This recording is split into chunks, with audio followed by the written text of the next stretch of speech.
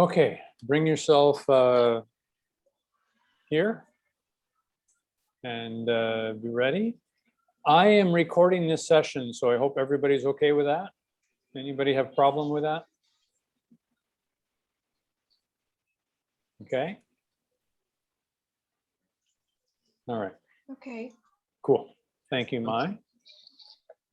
The last session that we did, I started it off about motivation, and motivation sort of morphed into love, yet they're in a way very related. Only P was here for that one. A couple others will be joining us shortly from that. P, did you have any questions about what we talked about afterwards? Or can we put that one aside and just head into something new? Yeah. Nothing that I dwelled upon immediately, but during the week I stumbled upon. I don't know whether it was in correlation. It had to be in correlation with the last part of our chat. You know, and the word that came to mind was emptiness. After the whole session, like a key word of emptying myself from the construct, the material construct that I keep building up in my mind. I don't know whether this is going to allude to what you're going to talk about, but I found that that's what came to mind in specific. So one of the things I had was the issues I have was or still have is we talked about meditation and pausing, trying to get into the gap, or stop what you're doing and realize, are you in the present or not? You know, that sort of scenario. And yeah, those two key concepts came to mind. Was that when I'm in this rat race, or this thing that on automated, which we find ourselves being on auto all the time, we tend to forget that we are still ourselves in our present self, and the being is there. And yeah, and I was talking to Nick about it in the week as well, snapping out of it or catching myself and trying to be aware of my negative and positive thoughts. So my key essence was two key words that came to mind was emptying myself and slowing down. Those are the two words that came to mind after. It was a wonderful presentation, and okay, I really enjoyed it. Okay. Actually, we will get into, I think we'll hit on both of those questions during the next hour and a half. The key thing would be, you were saying slowing down and emptying yourself? Okay. Yeah. They're actually rather antithetical to thoughts, aren't they? Yeah. So it's better that rather than focus on how to get rid of thoughts, it's better to focus on how to slow down, right? Because if we know that, it's like, you know, if you have an electric motor that's putting out a certain currency and you slow the motor down, the currency goes down. Yeah. Right. We don't slow the currency down to slow down the motor. We slow the motor down to slow down the current. Right? It's the same thing for ourselves and our minds. Is let's not focus on the product. Let's focus on the machine that makes the product. Got it? Definitely. So I think that's probably the direction that we'll go. Now, also for you guys that haven't been here before, you know, this is very free form. I sometimes will put out a question or a statement that we can start it with, but the direction of this is really going to go based on your participation, your questions, the energy that I feel from you. I never rehearse these things. I don't have a script. because I want it to be real. I want it to be live. And if I come from a script, it means I'm coming from my mind, and that's not where non-dualism resides. So, you know, it's really an open forum that if you ask a question, it may be the perfect cue to go down a certain path. So whatever comes up to you, let it come up. Okay. Don't think, oh, well, this is off subject, so I can't bring that up. If I feel like it's not something that'll work for where we're going, I'll mention that. But otherwise, just, you know, feel free to be here, and whatever comes up here is valid. Okay. Okay. I posted something a couple days ago, and a couple of people fired me back questions right away, and I said, well, let's talk about that here in this meeting. And that was the post that I said, when there is nothing left and nothing right, here I am. Have you all seen that? It was the one with the moon and the shine on the sea, the reflection on the sea. Have you guys seen that? Not yet. Okay. So I am not a part of that group yet. I will okay. Sign in later. So what was it again? Okay. It was this. The statement is, when there is nothing left and nothing right, here, comma, I am.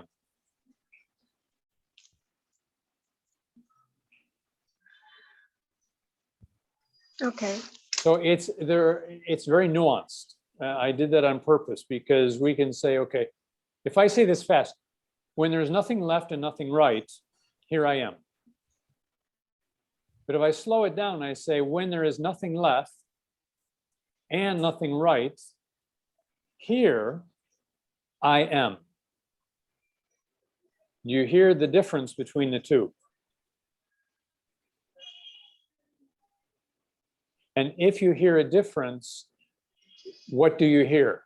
Share with me what your experience of those three lines, three little sentences. What's significant to you?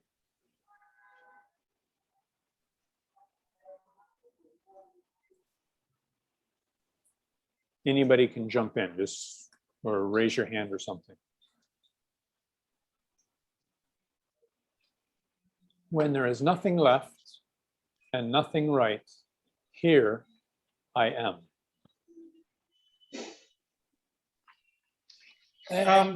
By the way, as an aside, I really I love language, and I look at language from several different areas. One from just the mere language that we're speaking, but I also look at the significance of the words. If we really pause and look at the words and sentences, is there one meaning? Are there more than one meaning?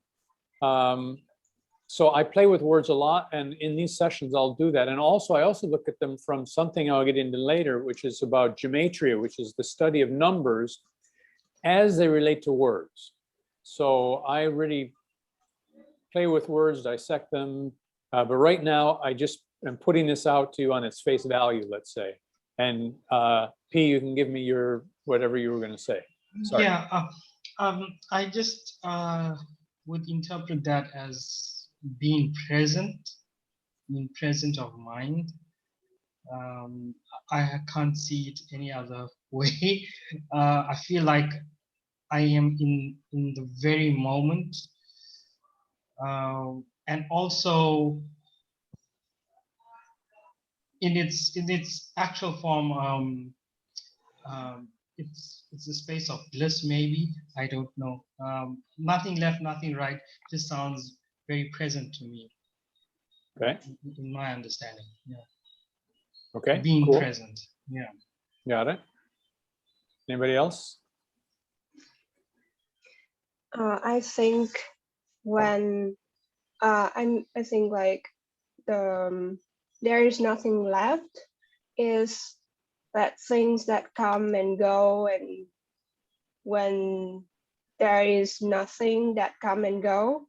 So here I am, like, what is external, like what is forever unchanged, stay.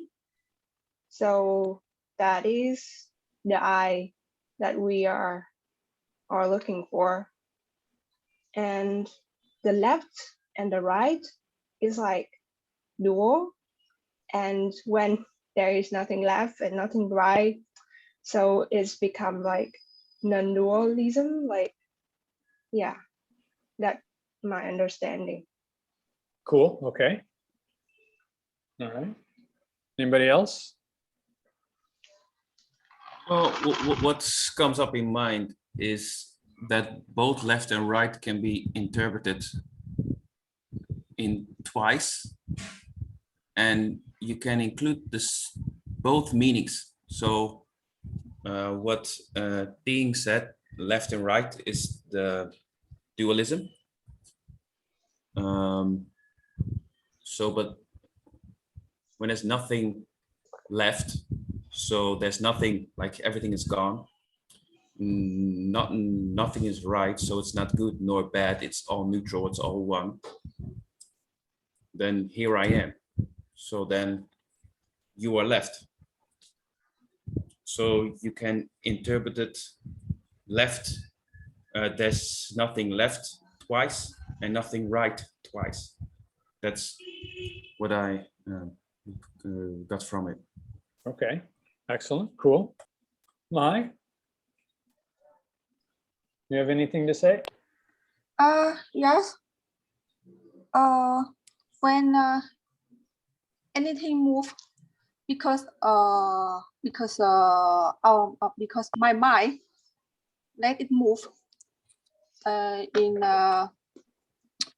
So when nothing left and nothing right, it means yes, only me, only I am here. I don't know how to say more. Okay. All right. You're not required to say more. I just want what your initial impression, your initial comments are. So that's great. I think this is even better than I thought it was going to be, because in the last sessions, we talked a lot about conditioning. All right. That how do we know who we are? How do we make choices? How do we have motivation, but we don't know where the motivation really comes from. Does it come from our conditioning, or does it come from our true self, the one we're in search of, to say, who am I, right? And based on what I said comes out of me from some level of condition, right? I'm conditioned to use language, right? What you hear is going to be filtered through your conditioning. Right? So it will always be, there will be nuances that will be different, and then we'll have some shared things based on our shared conditioning, right? Our conditioning of the English language will give us a certain outlook on that statement, right? Our conditioning as to, if we're into non-dualism will color it with a certain significance, right? If we are an English teacher, right, we'll have a conditioning as to what it means to us. So it's not, there isn't anything right and wrong, obviously, and that's not what I was saying here, but let me give you where this came from. It actually came in a very recent meditation. At the very end of the meditation, this saying just popped into my head, and then I got up after I was done and wrote it down, and I said, okay, I'll post this with the group. So I can say it when there's nothing left means nothing on the left side and nothing on the right side, right? What does that leave me? It leaves me in the center, right? And some spiritual teachings will say, just be in the center. Don't take a position.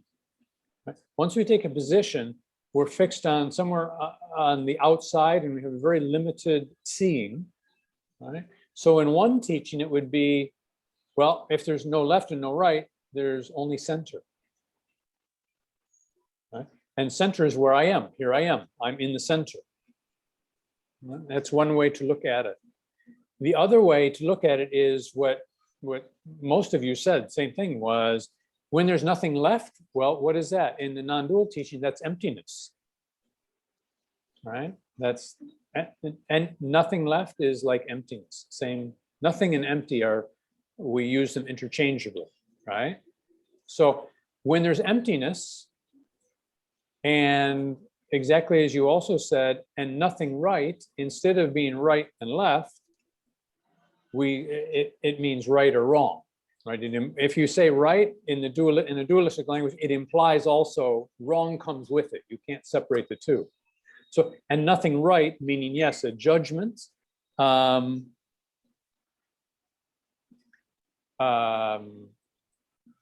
There's no judgment, right? It means I'm just present with whatever is, right?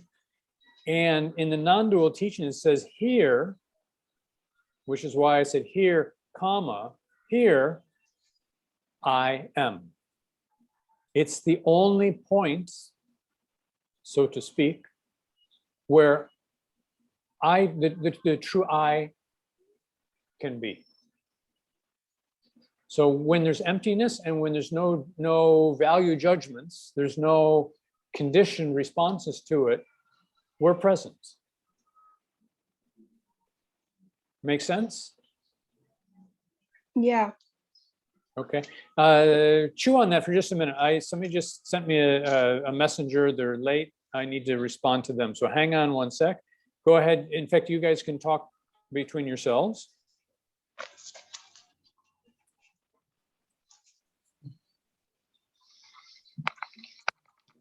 Okay, can I ask a question to the group?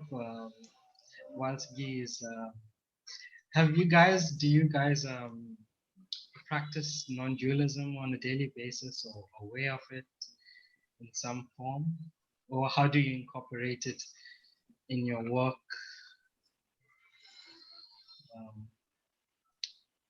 Tim, you wanna? So lately I haven't looked into it too much. Mm-hmm. I do try to keep a daily meditation routine, but it's not as consistent as I would like to. Same here. Guilty as charged. It's one of those AA meetings. Hi, my name is P. I don't do meditation. I have a problem. Yeah. So yeah, that's what I would do. I've in the past done a lot of different types of meditation, and now lately, it's not very stuck. I kind of do different things and do what comes up in the moment, or look at what I think I should look at. Yeah, no doubt, no doubt. I was reading a comment on Facebook sometime in one of the groups. They said, whenever you feel like contraction or tension, try and feel it in your body. Is it a feeling of contraction when you stop and just feel your body? Or do you get a feeling of expansion where you want to give out, whether it's love or information or some sort of thing? So I picked up that signal quite well in my, and I think in the last part of my week when we were doing a lot of marking and there was so much to do, there's so much stresses. So that helped a lot, the breathing, and I just had to pause for a while, be still, and then try and know that I was going to get over the hill with regards to that. Yeah, nice. Tien, do you have any? Hi. Hi, welcome. So sorry. I don't know why some people got, I don't know what the invite was. It wasn't I to this followed group. the link in the group. Okay. Yeah, I had I one think other that's- person have the same that's problem. So I guess I'm still making Zoom stakes. So sorry about that, but I'm glad you're here. Sorry you waited so long. You should have messaged me on Messenger earlier and I would have figured out what was happening here. So Great. Okay. We actually have just been beating around the bush a little bit. So we're really just in the last 10 minutes getting serious here. So it's perfect time, actually. Okay. Let's come back to where we were just before I had to break away. Jen, what we were talking about was the post that I shared on the group, the little statement with the moon. When there is nothing left and nothing right, here I am.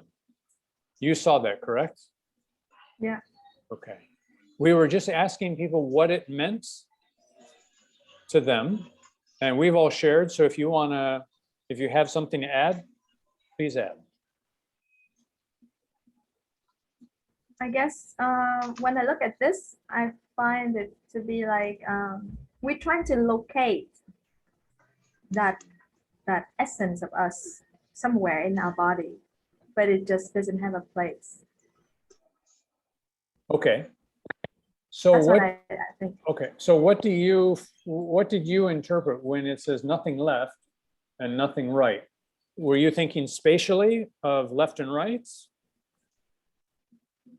Yeah.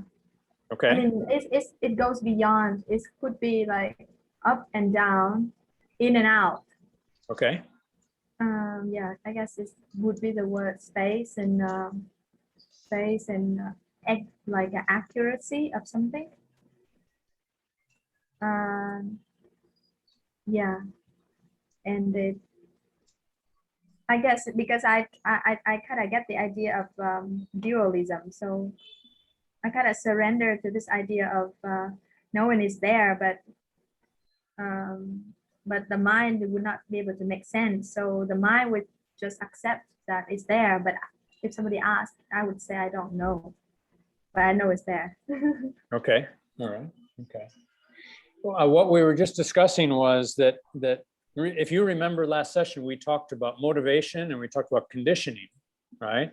What I wrote came out of some kind of conditioning. You know, I've been studying non-dualism for a long time, so it comes out of that conditioning. I'm a native English speaker, so it comes out of that conditioning, right? So in one way, it can mean when there's nothing left and nothing right, all that's left is the center. And a lot of the teachings will say, stand in the center, right? Don't take a position on either left side or right side. And if you stand in the center, that's where true presence is. And that's where you find yourself. That's where I am, is in the center, right? If I'm off on the left, I have an opinion. And then the true me is filtered out by my opinion. Same thing for the right side, right? So literally, we can take it as if I'm not on the left and I'm not on the right, then I'm in the center, and in the center, here I am, right? The other way is when there's nothing left, that means emptiness, right? Which is the non-dual. The first one is the dualistic filter that we see that sentence through, right? Left, right, center, that's dualistic. Right? The non-dual way would be to say when there's nothing left, that means when there's only emptiness, right? And emptiness is non-dual. And nothing right means non-judgmental, not right, not wrong. We don't label anything, we don't judge anything, right? If I can be in that place of emptiness, that space of emptiness, and I can be not labeling things and judging things, then here in this emptiness, I am. The I am exists, the I am shows up when we can find that space of emptiness, free of labels and identification with forms. Does that make sense to everybody? Yeah. Okay. If it doesn't, say so, right? Yeah, it's like you get it, but it's hard to imagine it. Yeah, because like you're to imagining. make it your own. But like I get, it makes sense what you're saying, but this doesn't come out of my mouth. The same thing. Yeah, well, remember that, if you're imagining, you're using your mind, right? And the mind doesn't like this at all, right? The mind doesn't get non-dualism because non-dualism goes beyond thinking. Even the words that I use are only concepts, so they're not true. They're not the ultimate truth of non-dualism, but they're the closest we can come using a dualistic language to communicate, right? If we really wanted to go deep into this, we would just sit together in silence and you just meditate on this for an hour or a week or a year, and perhaps you'd have that aha moment of, oh my God, I got it. I can't tell you what it is, but I got it. All right? But we don't have that much time here, so what we say is we make a concession to the truth so that we can talk about it. Because without talking, I can't share this, especially online. So we have to use a dualistic approach to non-dual teachings. So if you say, I can't imagine it, that's perfect. Because you're right, we can't.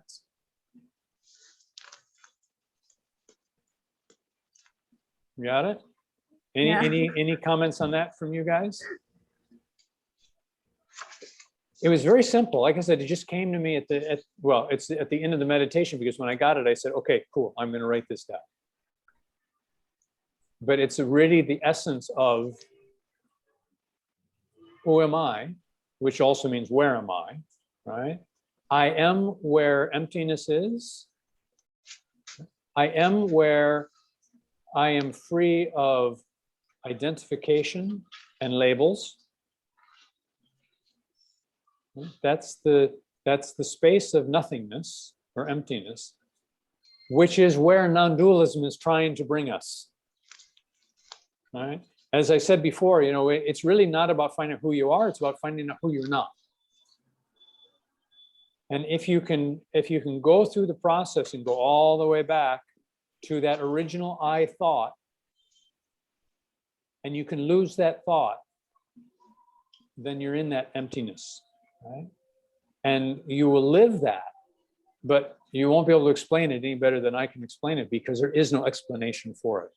You would look at me, if I said, you understand what it is? You would just look at me and smile with this amazing love coming out of your eyes. And then we would all know, wow, you got it, you're there. In the meantime, we were stuck in all of these conditioned labels, ideas of shape and form, and we need to work through those on that direct path that I talked about to make any progress in waking up.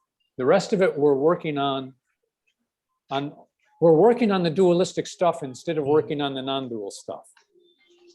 He had made a really good comment about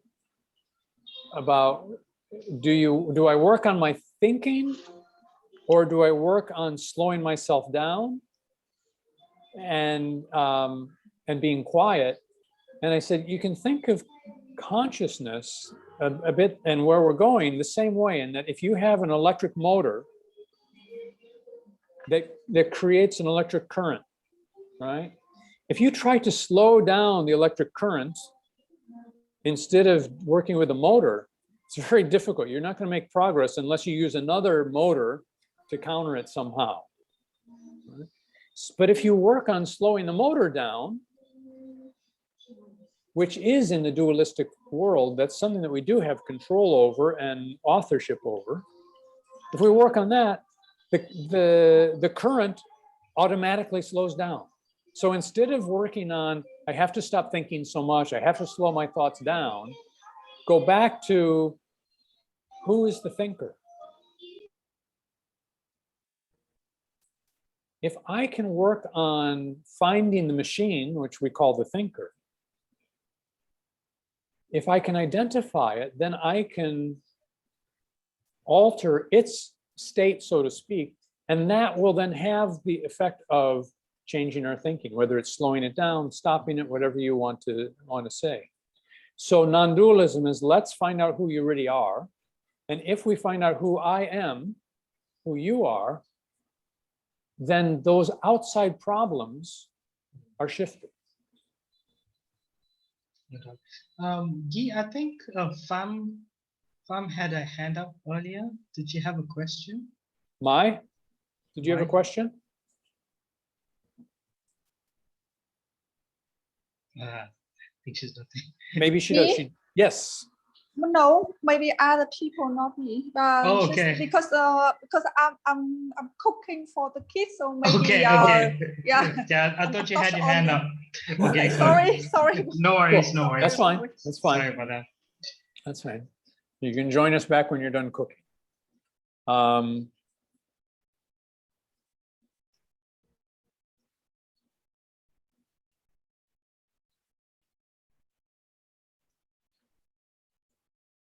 The cooking lost my train of thought. Sorry.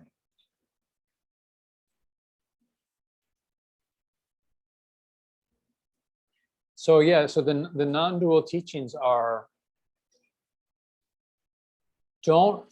when we focus on the outer things we want to change in the world, that's our mind distracting us from the real work. The real work is always inside. But we use the outer world as a very clever excuse to avoid working on me. If I can change my wife who has an alcohol problem, she'll be just the perfect woman and I'll be so happy. Right? It's better off if I work on why I married an alcoholic. Right? Fix myself. And if I fix myself, the outer world, it's going to change. Now that might include me moving out of the relationship, right? Which will change her. But if I focus on changing her, the real problem for me is, why did I choose an alcoholic to marry? And then, so what if there is a constant threat from the outside? Can you, what's really something to keep in mind, especially because non-dual is such a difficult thing for the mind to comprehend, try to give specific examples rather than generalities. Okay. So let's say I was in a Germanic tribe and the Romans were outside of the gates, wanting to come and kill me. Yes. Okay. And they have been there for months. They try to take over the town or village.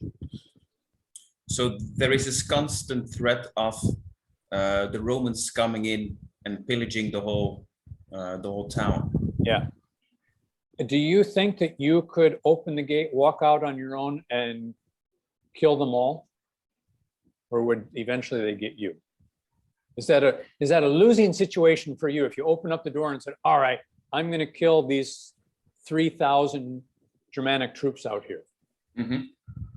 That would be quite useless, yes. Yeah, okay. So the direct solution to your physical problem that you have some control over isn't going to give you the result you want, right? You're going to end up dead. How about if we look at it from the non-dual standpoint and say,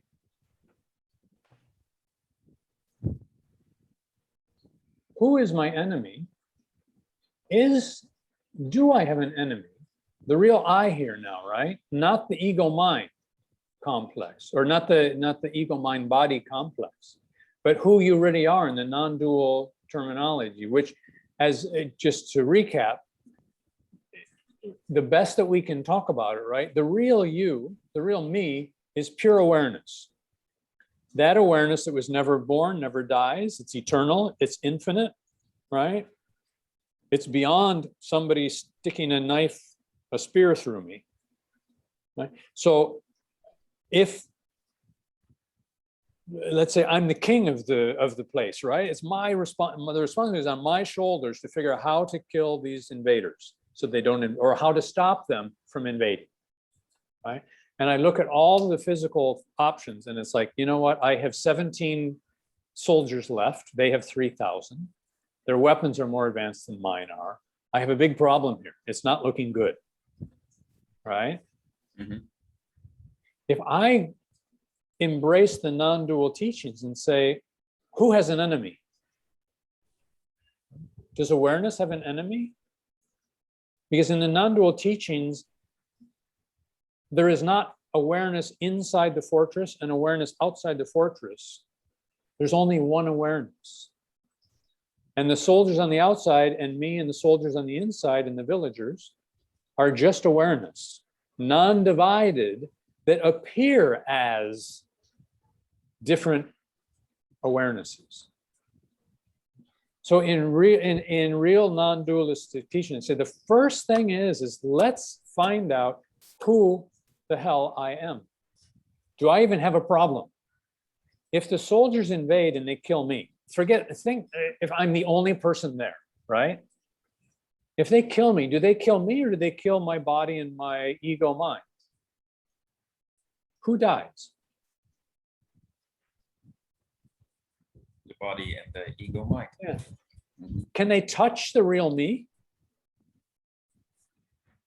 No. Okay. So number one, I don't have a problem.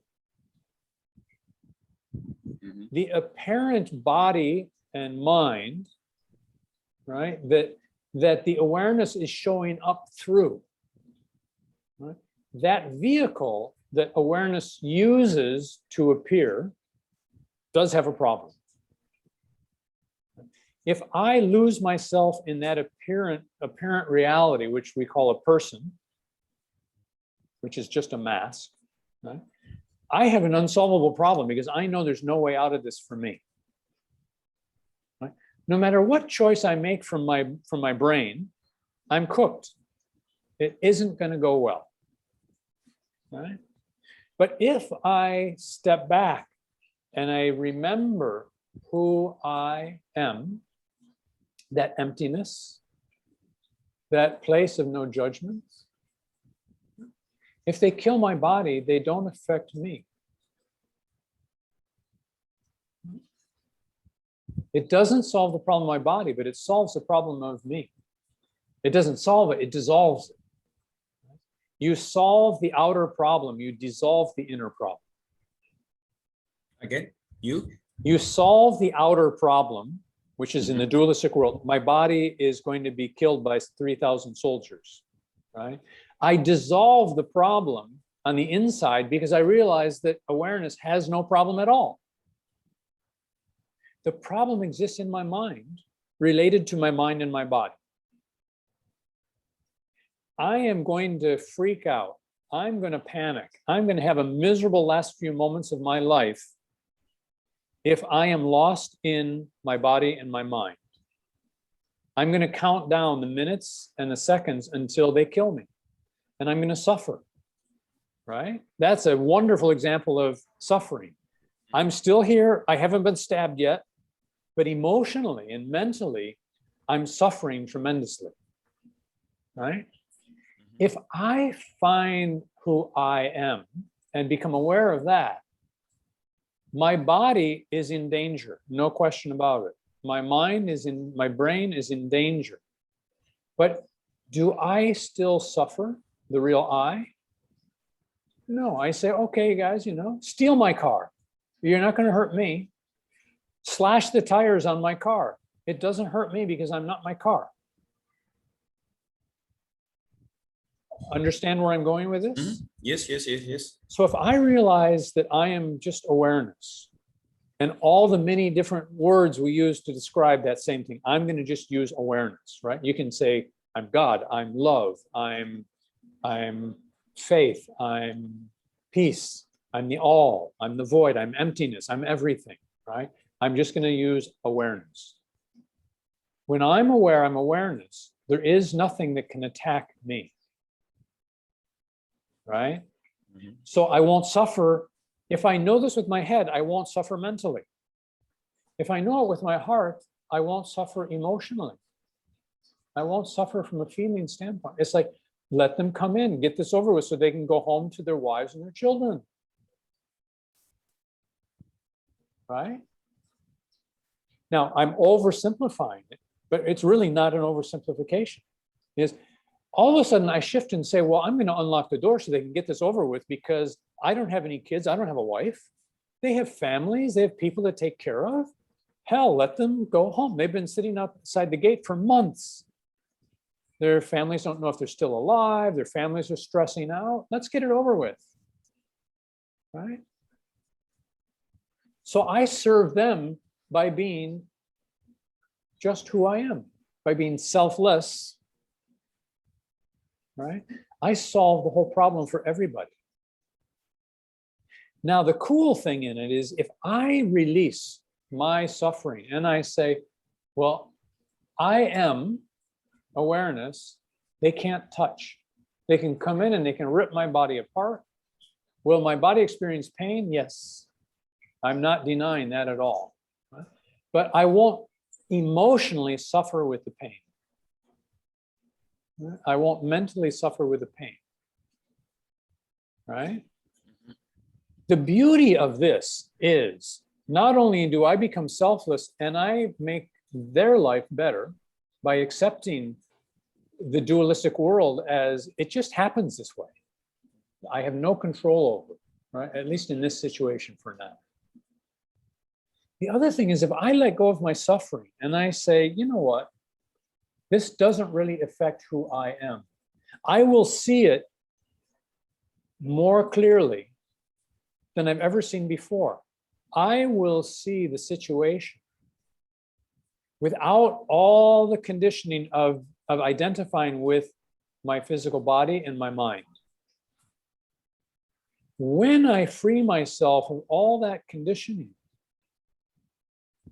the real me might come up with a solution to the physical problem, like I never would have imagined in a million years if I was coming from the me that I identify with as the person, shaking with terror and fear about the soldiers outside. I make the real I, because the real I doesn't have to discard the body, right? It just disidentifies with it. It still says, okay, I have this body. I'm going to, let's see if I can save this body for another day. That's perfectly okay. But if I don't, this is now, there's a man, I've talked to you guys before about this, Jiddu Krishnamurti. He said something that stuck with me since the first time I heard it years and years ago.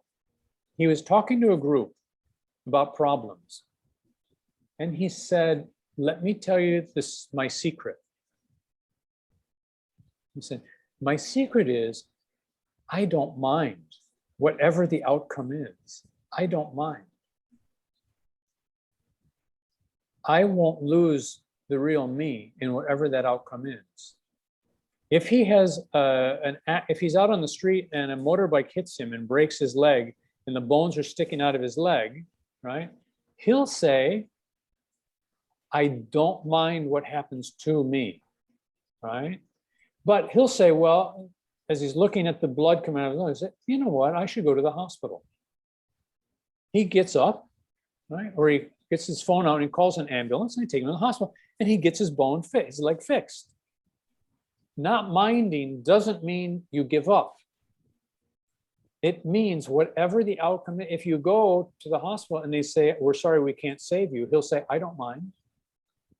If they say, wow, we have the best specialist in town, he's going to fix your leg in no time, in 6 months you'll be good as new, he'll say, great, but I don't mind if he can't.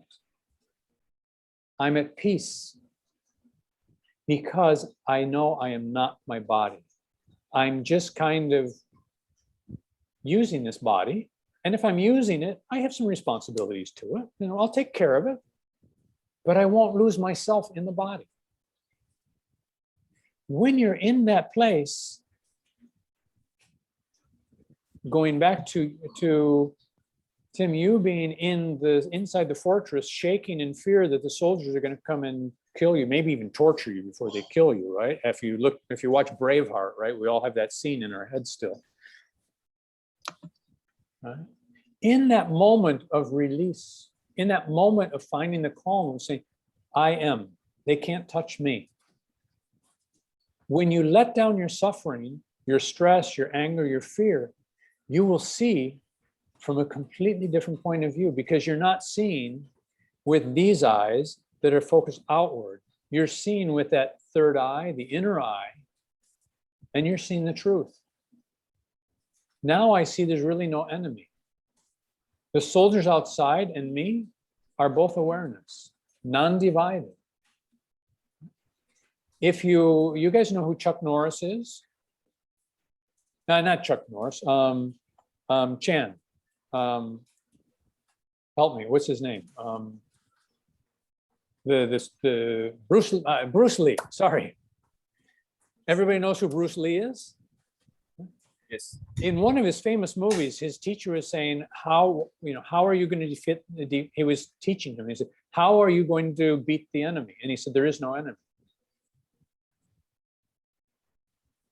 The reason that Bruce Lee won all his fights is that he was better than anybody else at remaining in that center, remaining with who I am.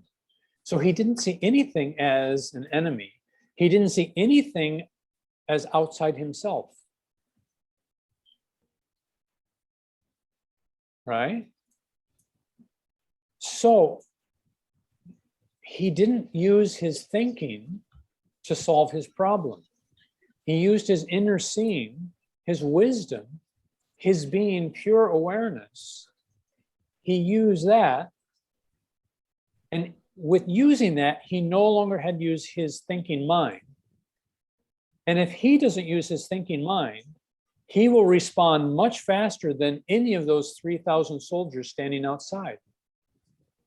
In that moment of that complete acceptance of saying, I don't mind because they won't touch the real me, I see with a clarity that I can never see with my two physical eyes. And in that moment, I may come up with a solution to the problem that I never would have come up with using my mind. And in that solution, my body may live for another day, another fight, another kingdom. Does that make sense? It actually makes a lot of sense. It's incredible. I mean, it's so simple, but it's so profound. Mm-hmm. As long as I'm lost, as long as I identify with my body, then of course I'm going to mind all day long what happens, because there are always going to be threats to my body. Whether it's the guy in the whether it's one of the 9 million motorbikes in Saigon, whether it's the air that we're breathing, whether it's COVID now, right? Whether I have to be suspicious of everything because I'm freaked out that I'm going to get sick and die or get killed from something every moment of the day.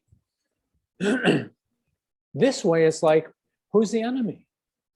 There is no enemy. Do I have a problem? No, I have a problem. That's why the Chinese, the symbol for problem or challenge, the problem is opportunity. See, they saw this with this clear seeing. It's neither an opportunity or it's neither a problem. It just is. And if I is, sorry, my English, is will take care of is. I don't have to be anything else. Bruce Lee was famous for, he always had it, and the comedian, Jackie Chan, he was always getting himself in ridiculous problems, right? Everybody knows who he is, right? Jackie Chan, we all know. Anybody not know Jackie Chan? Right? He always found himself in this crazy position, and he was always, whatever weapon he had in his hand was always getting destroyed or taken out of his hand, right? And he looked like totally clumsy, right? But he would always find another weapon. And he never, in any of his movies, he never died. Jackie Chan was doing the same thing. He wasn't with his body, he was with his inner being, that I am. And in that moment, everything, the enemy, himself, all the weapons all the objects in the room And the space between he and the objects were all him. They were all his character. And if that's the case, it's just like, you know, if I want to take a drink of water, do I need to think about how to use my hand? I just pick up the glass of water, right? It's what we call second nature, right? First nature is what Jackie Chan and what Bruce Lee did with their life. But it's second nature without the conditioning. It is automatic. It just happens because I'm 100% present. With a glass of water, I'm maybe 95% present, right? But I might knock it over when I reach for it because I'm not completely present, right? So I still have to think a little bit like, okay, where is the glass in relation to my arm? A little bit of my cognitive abilities are needed for it. But first nature, we don't need to use the cognitive abilities at all.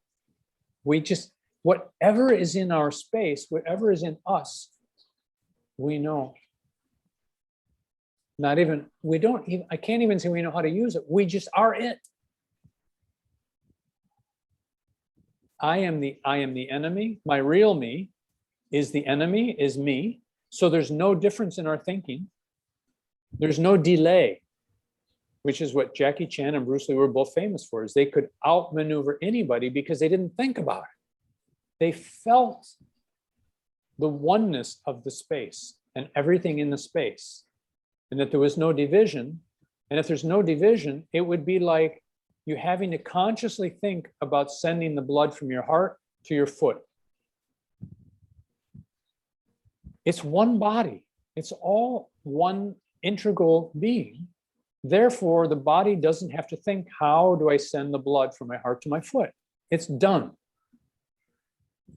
Instantaneous. Now, it takes time to travel in the environment of space and time. But what I'm saying, what I'm trying to get at is that it's the same thing in that the body works so incredibly well, even disease works for what it was meant to do, right? The body works perfectly well because it's our first nature. It's not even our second nature. It's not a foreigner. It's not made up of all these little parts. There is one consciousness in the body. There's one, while it has many physical parts, the physical parts are the illusion. The body is consciousness or awareness brought down, the vibrations lowered to take on a material form. So Yeah, raise our awareness, come back to our awareness, and the problems that you perceive on the outside no longer are problems. And because they are no longer problems, you see them as, you see the same thing as a problem, as an opportunity, and as a solution, all at once. So you know how to respond to it because you don't mind. It's Yeah, really sense. funny. I think Ting has a question. She's been raising her hand. Okay. That's okay. I see That's the okay. little icon. I was looking at you. I just- didn't see your I hand just- going up. Sorry. I just do it just so that I don't disturb you. But it's absolutely beautiful to just complete what you have to say. Suddenly, I have this question in my mind, and I would like to ask Guy and everybody else in the room. Because our discussion has always been about trying to detach, you know, to rise beyond our body and our mind, to detach from body and mind in this dualistic world. Can you repeat that? Can you repeat that for me? I want to catch this. And I'm not Our sure. discussion has always been about knowing our true nature and detach from body and mind, detach from this the dual world, to rise ourselves, to rise our consciousness to non-dual world. And this made me I think it's like we come to understand that intellectually, but in application, I've always been, this is how I ask in the last question, how do we adjust ourselves from a body and mind, because we're still living in the dual world, to always be aware that we are something bigger, and that one thing in the non-dual world. So now I actually came to a question. Do you think this body and mind is an obstacle toward enlightenment, or is actually a gift toward enlightenment? Okay, great question. So that's the question I would like to I would like everyone to think about. You think that this body and mind is an obstacle?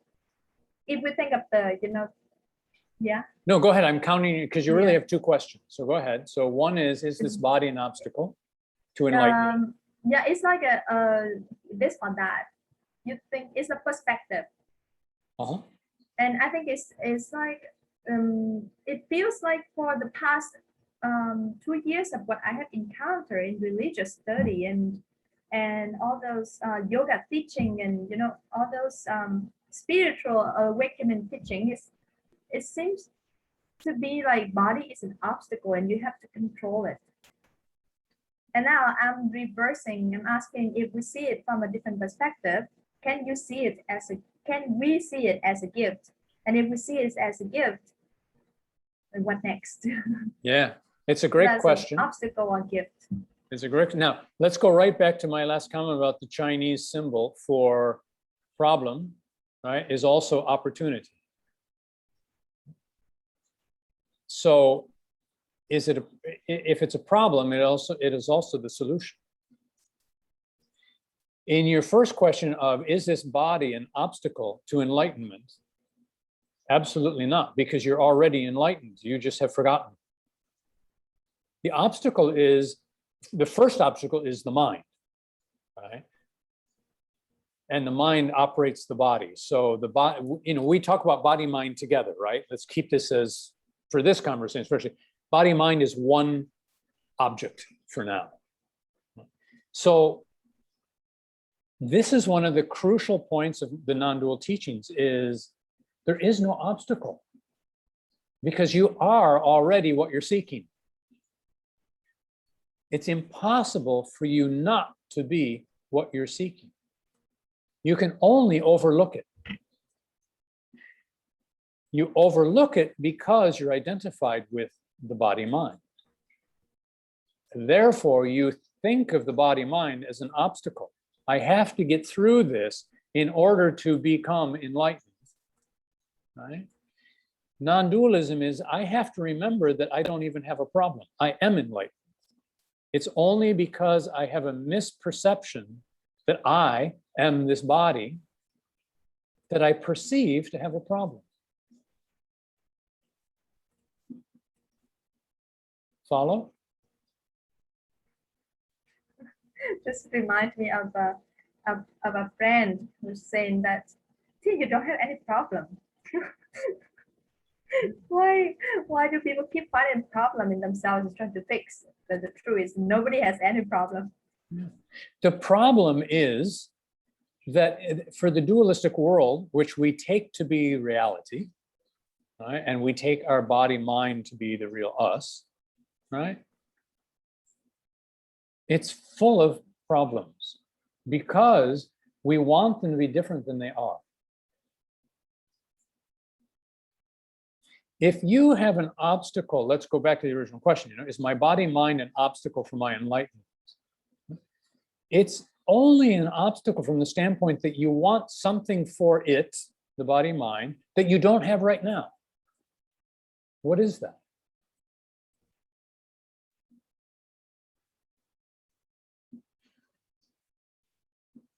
Do you have any ideas?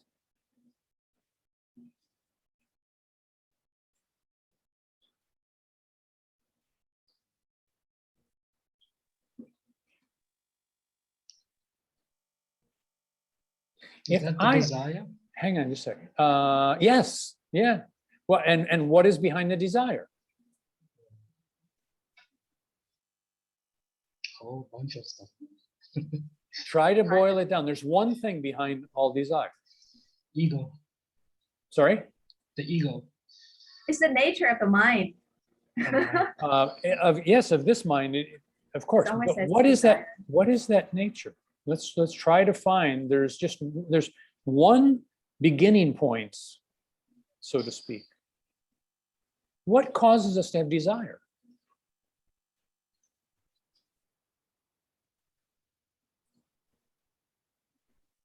I don't know.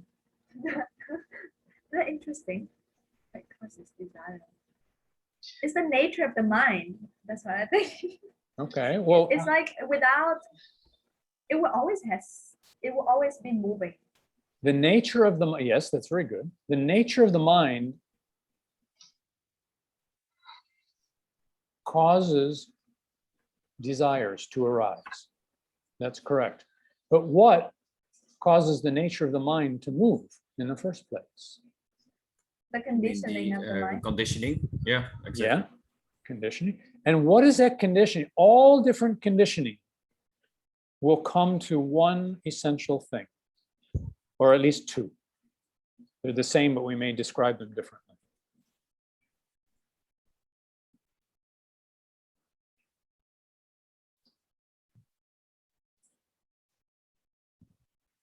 Duality.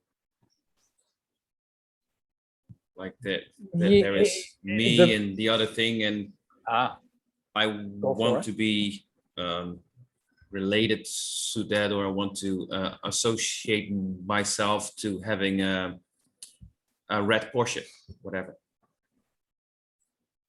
would you say, I feel incomplete? I need something to Not good fulfill enough. me. Mm-hmm. I'm missing something. Now, what is that something?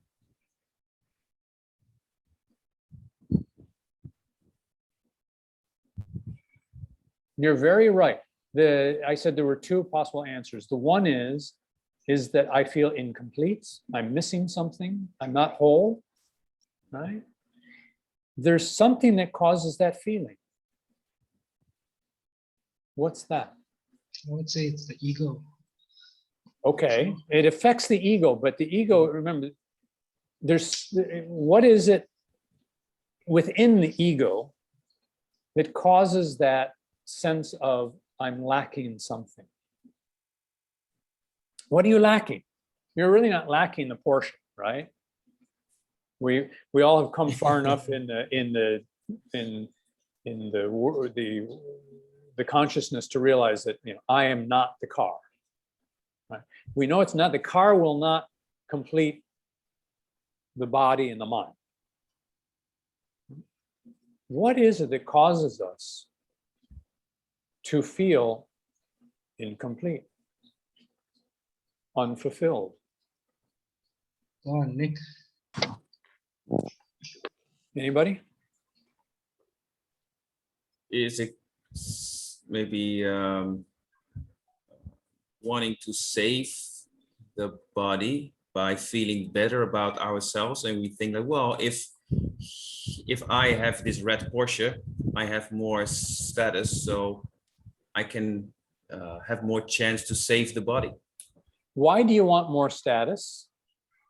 because that gives a sense of safety somehow. And what will you get if you have a sense of safety? It's kind of the urge to survive. Yeah, I get Tim's that point. I totally agree. I think Yeah. it's the same word pop up, the survival, wanting Okay. to survive. Okay. What if I said, if you drink this glass, it looks like water with a little lemon in it, right? This is a magic potion. This is, we were saying that you would feel what, secure and safe? Mhm. Okay. This is the elixir of eternal safety and security. If you drink, I guarantee you it won't harm you. And I also promise you, if you drink this just once, you will have total, unmovable, unshakable security and safety. How would you feel? Totally safe. like placebo effect. No, let's say not placebo, and let's say it really is, okay? If you're convinced, if you drink it, and lo and behold, my God, you drink it, and you know what? It really happens. Now you have abundant safety and security. You never feel any danger at all. You're completely assured of yourself. You're completely trusting your surroundings. How would you feel? At ease. Okay, and if you feel at ease, how would you feel? Huh? Can we say Um, comfortable? If you feel Complete. comfortable, Done How with would- the mission in life. how Safe. would you feel if you felt comfortable? Safe. There's an existential answer to this that you're running around and around and around and around and around. Come back, come to the existential one. What do we all want? Happiness. Happiness. Mm. The reason you want the Porsche is not so that you have status, it's so that you feel happy because everybody thinks, look, he's rich, he's cool, he's handsome, he's better looking than we thought he was, right? All the girls that you chase now are chasing you, right? Guess what? You're happy momentarily, right? But what you were searching for was not the Porsche, you were searching for happiness, right? Well, but the happiness, does it come that from feeling better than others, so having more status and therefore having a higher chance to survive? Happiness does come from feeling better, but you know it's very short-lived, right? Because somebody will Yes. always outdo you and then you'll be unhappy again. Mhm.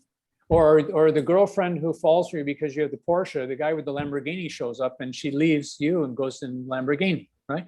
Those things don't last. And the whole purpose of non-dualism and of all spiritual traditions, right, is to come back to that space where you have lasting eternal happiness. The sense of being incomplete, insecure, whatever we call it, right, not whole, not enough, is that if we had those, we would feel happy. If we don't feel happy, it's because we think that we're less than.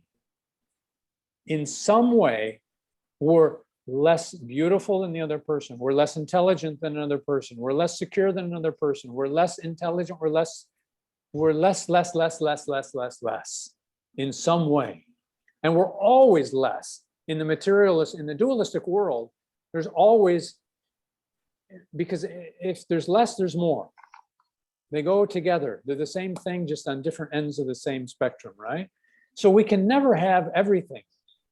The richest man in America back in the 1920s or 30s, his name was John Paul Getty. He was the richest man in the world.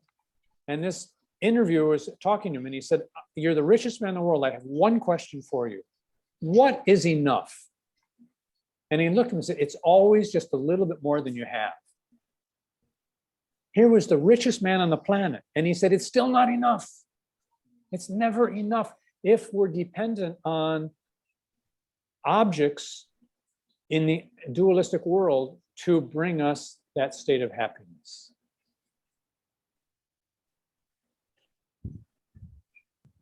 There's only one way to get there. This goes back to the problem, is my physical body, my mind, an obstacle? No, it appears to be an obstacle because you believe yourself to be less than whole, less than complete, less than awareness. Maybe you see yourself as, I am this awareness that originates from my mind, from my body. But that's still a limitation of, I am only this much. And as long as I see myself as this much, then anything that's beyond this is not me, and that means I'm lacking something. I can't get there. If I realize that my body and my mind are just a vehicle that appears in awareness, it appears in me, and it is not me, it's a projection of me, then the obstacle is no more. It's like if you have a dream of being, and in the dream you're very poor, and you wake up and you say, I will never be rich because in my dream I'm poor. That would be really silly, wouldn't it? You wouldn't buy that at all, would you? None of us here would say, I can't be, in my waking life, I can't be rich because in my dream, I was poor. Totally illogical, right? Everybody agree on that one? Mhm. Yes. So if your body is a projection of awareness, awareness is reality. The body is the existence in the dualistic world. If my body is a projection of who I really am, it's no different than the projection of you in the dream. You wake up and say, well, that's silly. I don't have to be bound by my dreams. I know that's just a projection of my mind. It's the same thing. The body that I am fooled into believing is me is a projection of me. Just like the dream is a projection of me. So it's kind of like an outer shell. The body. Okay. Yeah. Yeah. It's an outer shell that's temporary, right? We know it's going to fall away. You created it for something, but we're not going to go into why awareness, not in this one, right? It's another subject altogether. We're not going to go into the deep metaphysical thing of why do I create this shell? You know, why does this world appear? Right? I don't want to go into that. So yes, let's say, okay, it's a shell. Just be the observer enough to know that that shell is just a shell. It's, shall we say, it's a figment of the real you. Like we say, oh, it's the dream, the snake that the rope that in the dark you see, it looks like a snake. That's a figment of your imagination, right? The shell is a figment of the real you. It's as simple as that. Does it make sense? Somewhat, yeah. Yeah, Okay. it does. Okay. Well, somewhat is progress. That's good. Not asking for this explosion of, oh my gosh, all my problems are solved. I'm now non-dual. Right? Doesn't happen like that. But if I've said before in these groups, I don't have an agenda. If anybody gets this and anybody wakes up, right? If it makes you question your conditioning, if it makes you observe your beliefs and your opinions and your attitudes, that's the work. Question. You don't have to believe anything that I say is true. I must be honest, sometimes it can be really frustrating in the dual world and the non-dual world, where you get to a point where this nihilistic thinking, Yeah. like zero purpose, zero ambition. I definitely had that. Like I was talking to Nick about it. It was quite vivid to me, and Nick was telling me when he had a epiphany in the shower, when he felt the same thing, when it was a negative feeling, and he changed it into a form of gratitude, and that nihilistic feeling of zero purpose, zero ambition. The nihilistic pitfall, Yeah. or black hole. Yeah. Nihilism is really a black hole. Okay. And black holes are not what non-dualism is about. Remember, and for a couple of you, I'll say this, maybe you've heard this the first time, maybe you've heard it before. It's a famous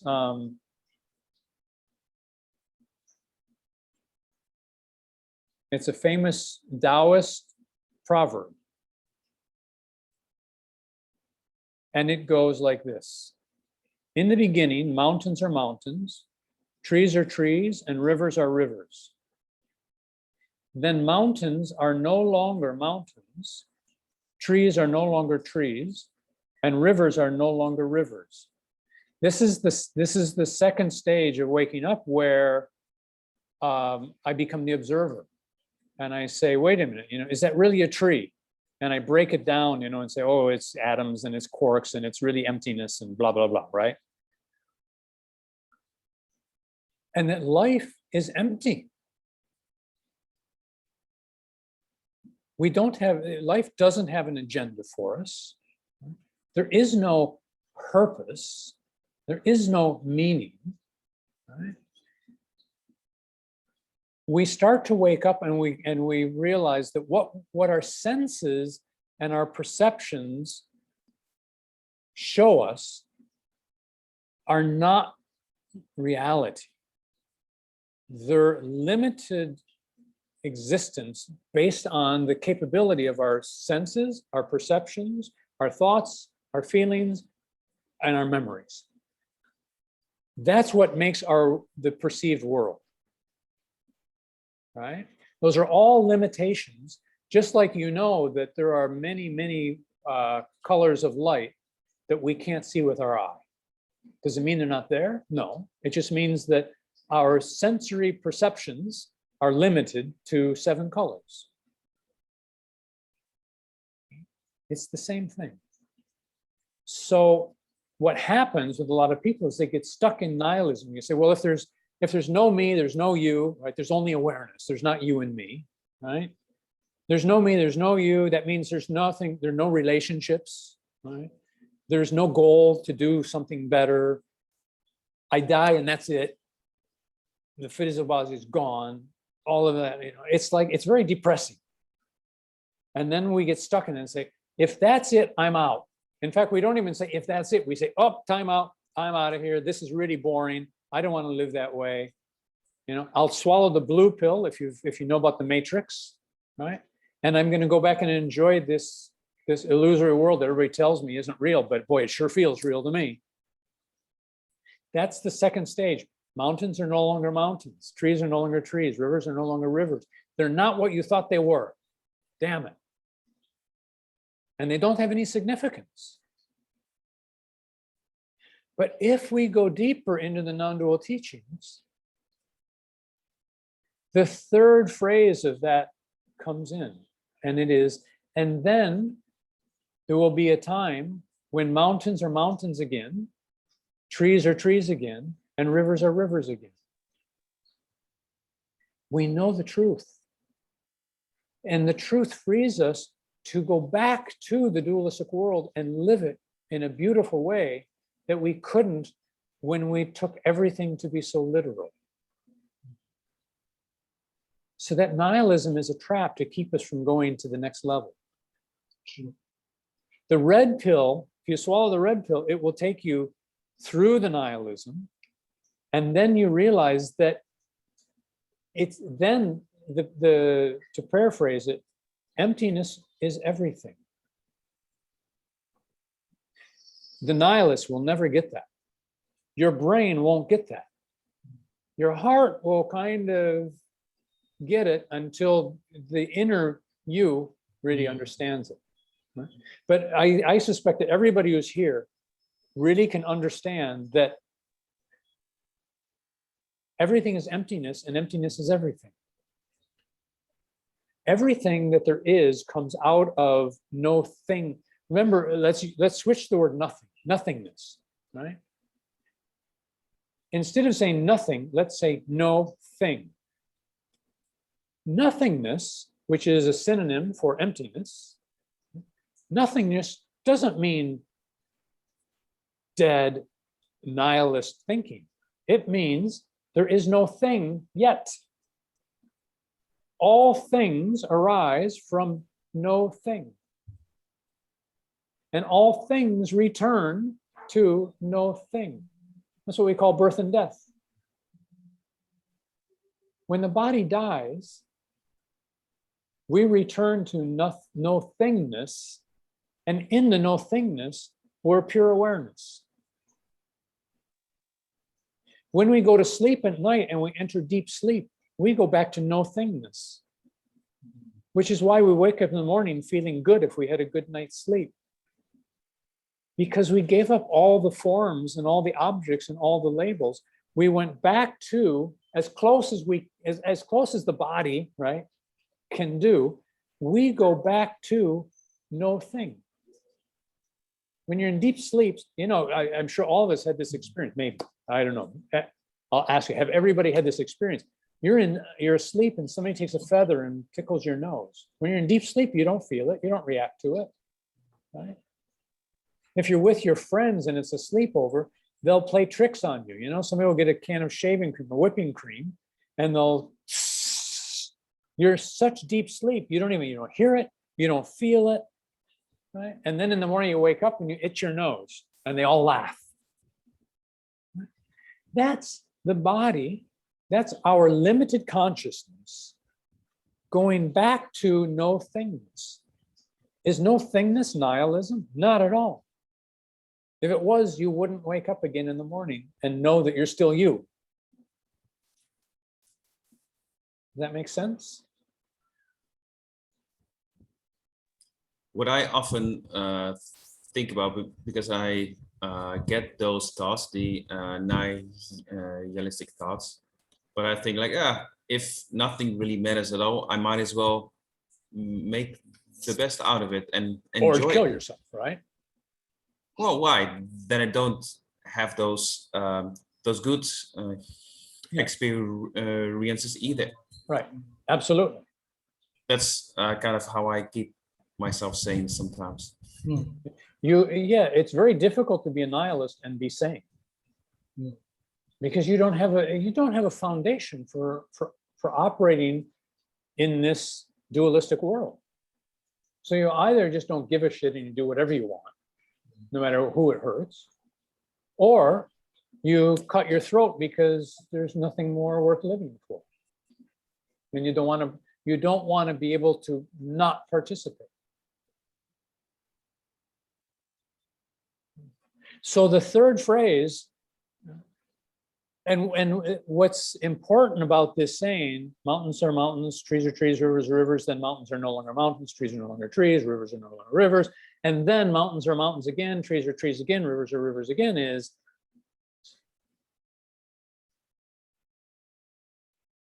don't lose that third phrase when you're dealing with the world. Yes, you deconstruct the world. You challenge all your beliefs about the dualistic world.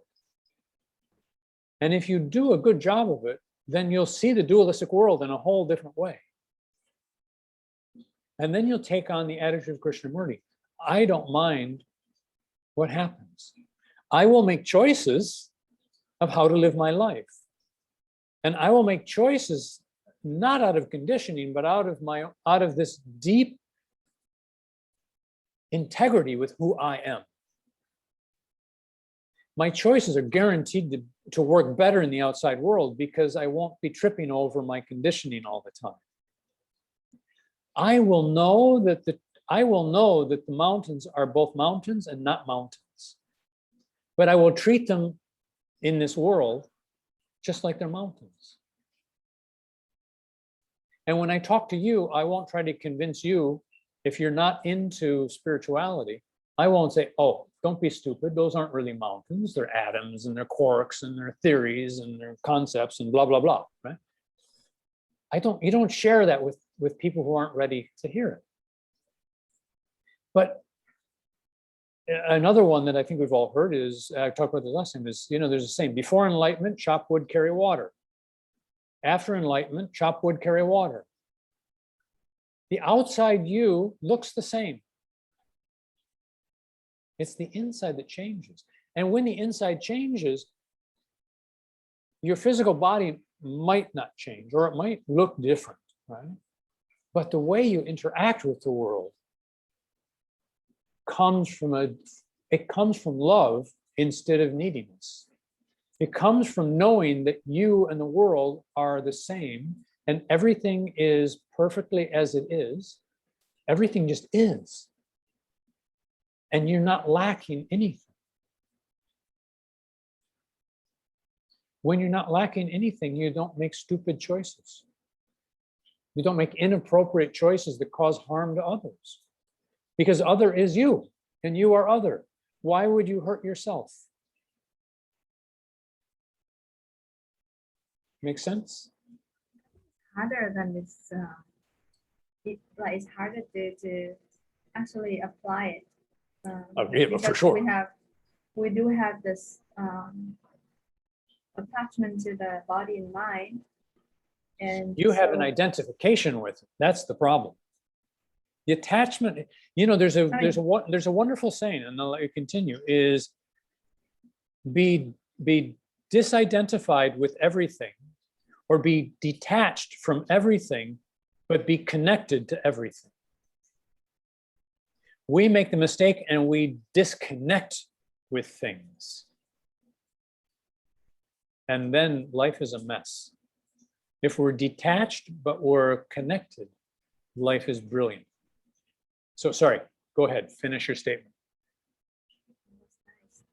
That's beautiful to say, to detach and still connected. That's how we heal I think that's how we would be able to heal ourselves when after a fight, like after a disagreement, that you hate somebody on the physical and mind level experience, but you still know that we're the same thing, and that you forgive that person, but you just don't stay with that person, like you don't want further interaction with that person.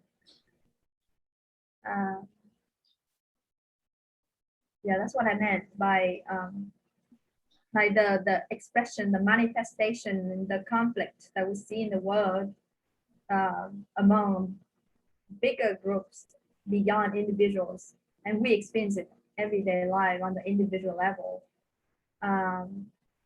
Do we have to actually do anything to change it? Because it happens anyway. That's the nature of the dual world, I think.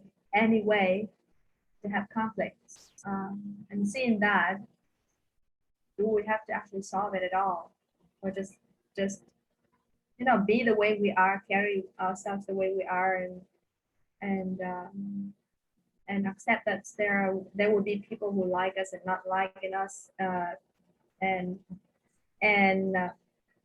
fight. Yeah. And fight with people, and without having the need to actually resolve the issues with that person, and like in constant conflict forever, would that be okay?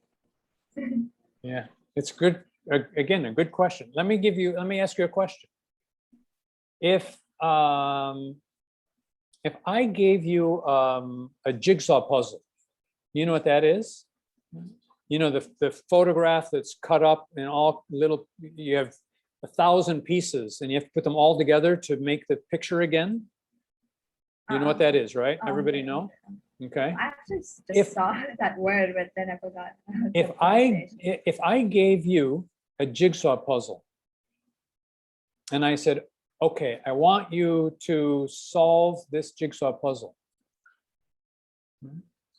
and you can't stop until you solve it. And if you solve it, if you don't solve it, I'm going to make your life miserable. Now go solve it, okay? Oh, by the way, there are 1,000 pieces in this puzzle to make the picture whole, but I've only given you 900 pieces. So solve it. Would you take on the challenge, or would you say, I'm not going to do this? It's impossible. There are 100 pieces missing. I'll never be able to solve this. As hard as I think about it, if 100 pieces are, he burned them, right? I mean, they're not, you can't go find them. They just don't exist. When I say solve the puzzle, I mean, make it whole again. Would you keep trying to, would you get 899 pieces in place, and then you'd put the 900th and say, oh, damn it, I know I can make this better. Would you keep doing it? Wouldn't it be kind of crazy? Would you just give me back the puzzle and say, I'm not going to play this game? Right? I think all of us would say, it's unsolvable. So no, I'm not going to play your game. Here, take your puzzle back. Agreed? Anybody disagree? They tried to solve it? They tried to complete the picture? We would. I guess in the world of a in the dualistic world, we will have this idea of do or don't, right? All or nothing. That's why when we know that we're not gonna be able to solve this problem forever, if we're trying, then we will stop from the beginning, so that withdrawal. How about, go ahead. If we're aware that we just participate without having the need to answer it, and just do it for the sake of hacking our brain, then we just do it until we die and get frustrated for during the process. Yeah, and then in your next life, you'll have the puzzle and it'll have 901 pieces. So you're gonna have to come back 99 more times before you get the puzzle right. It's endless, right? Let me say two things about that. Number one is, if you look at the world, let's just say since human beings have been on the planet in some form, Neanderthal, all the different forms, right? Go back like 700,000 years, I think it is, that hominoids were wandering the planet, right? We've always been killing each other. Now, how many peace demonstrations have we had, even in the last 500 years? How many laws have been passed telling us we can't kill another human being? How many religious organizations have been founded saying don't kill? Right? How many things have we, how much time have we spent, how much energy have we invested in stopping killing, and has it worked? It's still going on, isn't it? And if you say, yeah, but you know what, violence is lower in the world, so we've made progress. Well, that overlooks the violence that we do to animals and to the planet. It just changes form. The violence is still, the violence will not stop. So it's like the picture, the jigsaw puzzle. If you know that you can't complete it, why keep trying? If you know you can't fix it, why keep trying? Let's think, is it possible for me to fix myself? It seems a lot more probable, doesn't it? If I look at the universe, if I look at the planet, if I look at my country and I think about the problems we have here, and then I look at the planet, and I think about the universe, it's like, shit, it never stops. There are always problems to solve. But if I look at little old 60 kilos of me, plus my mind, can I fix it? Maybe I have a chance of doing that. Maybe. It's worth a try. None of us would be here if we didn't have the idea it's worth a try. So let's go back to me. Let's fix me. And the way to fix me is to find out who I am, or to find out who I am not. Let's see if all the pieces are here in me to complete the picture. And if I am awareness, the picture is already complete. I just don't see it. But I know that all the pieces are there. Am I going to fix the world, or am I going to fix me by realizing I'm awareness? This one sounds a hell of a lot more feasible. I'm going to go here. Furthermore, in the dualistic world, if we get the notion of dualism and we accept it, that there has never been life on this planet without death. If you want world peace and you think that you can get rid of all war and all violence, nobody's ever been able to pull that off.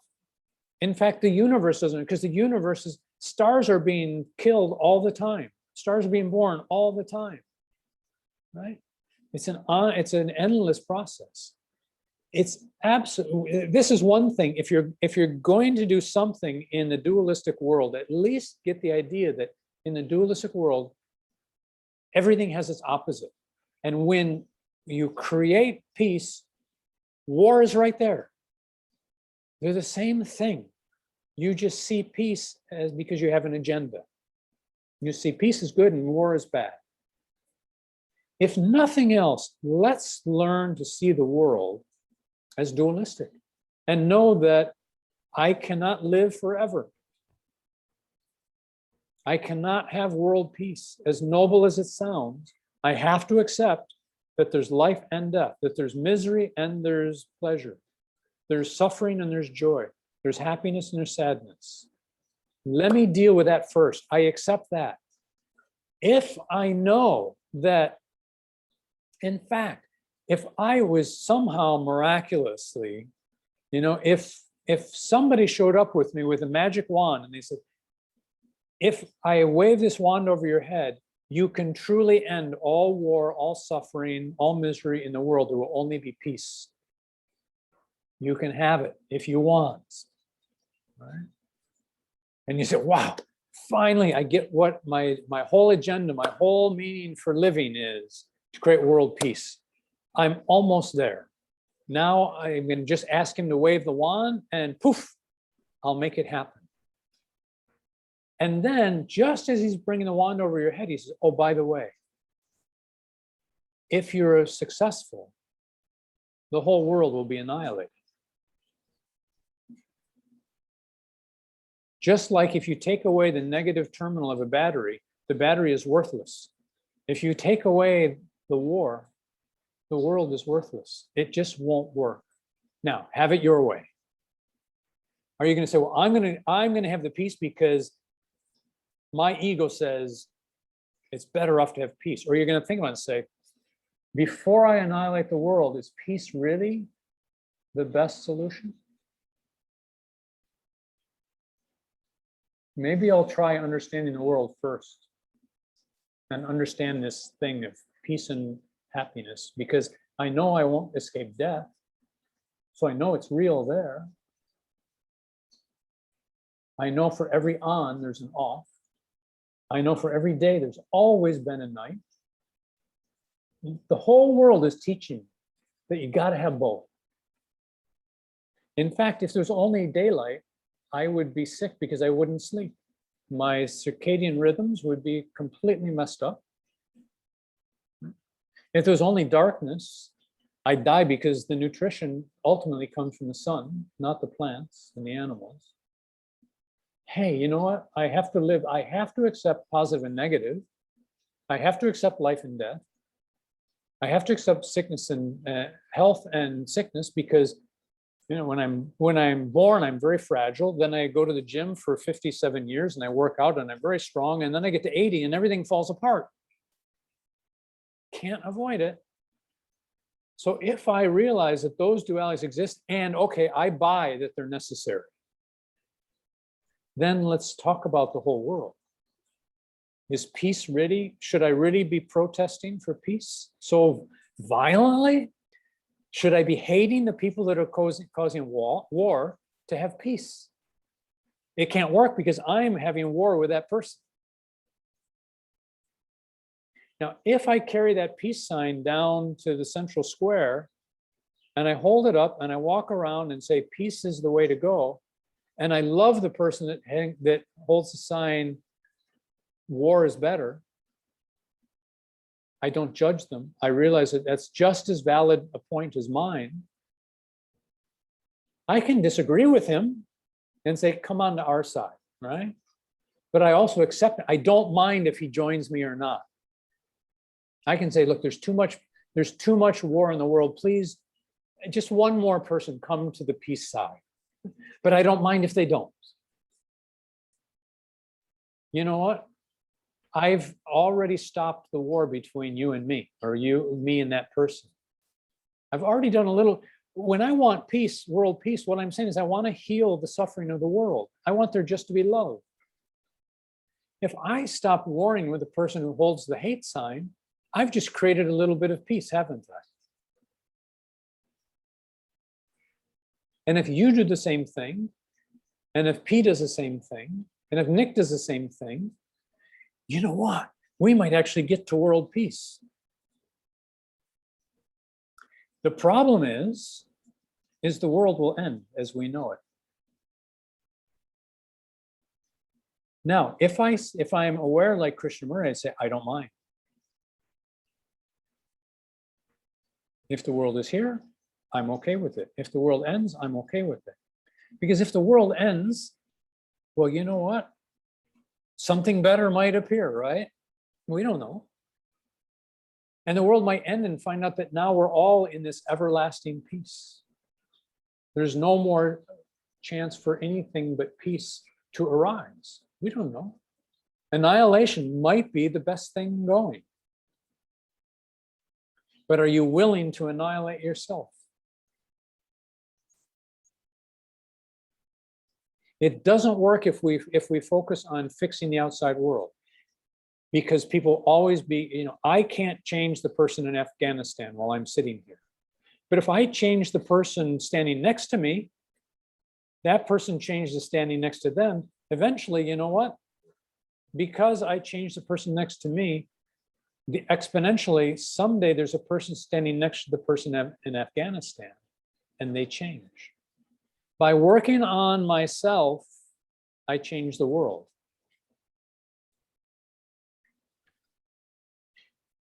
It's a trick, it's the Tao. It's the playing between life and death, between positive and negative, between having and not having.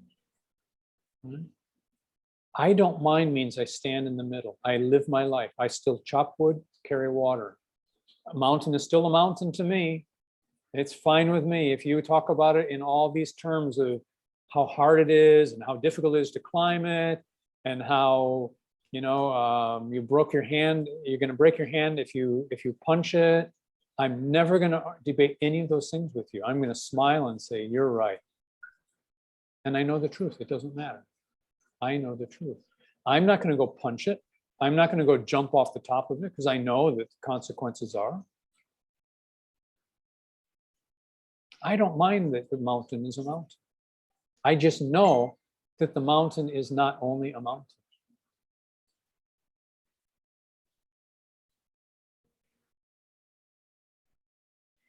I see you, I interact with you as an object that appears to be different from me. And that object has motion, it has an energy to it that I can perceive, right? My Zen master here, one day in the jungle, very early on, because I like sci-fi movies, right? I asked him, there was a flower on the table. And I said, okay, tell me, master, when you see the flower, do you see something different than me? I see a yellow flower with little petals, and it's got a green stem, and I went to biology class, so I know a little bit about it, right? But I see this yellow flower sitting in front of me. What do you see? Do you see the green numbers go across the screen like in the Matrix? Do you see through it? Do you see it with X-ray vision?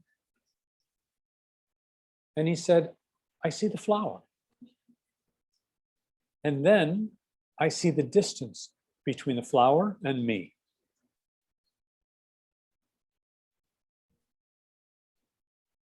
What he's saying is, I observe an object.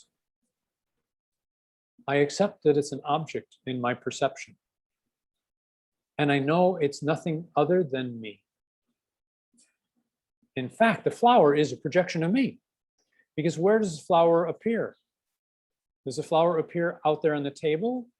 Or does the flower and the table and the Zen master appear in me? That's why I say everything is awareness. It just is appearing in different places. He knows that the flower and him are awareness, and he's perfectly comfortable with the apparent world, the dualistic world of a flower and him. He treats them, he waters the flower every day. He doesn't say, oh, you and I are the same. A miracle will take care of it. He waters the damn flower every day. He talks to it like it's not him. But he knows that it's just awareness.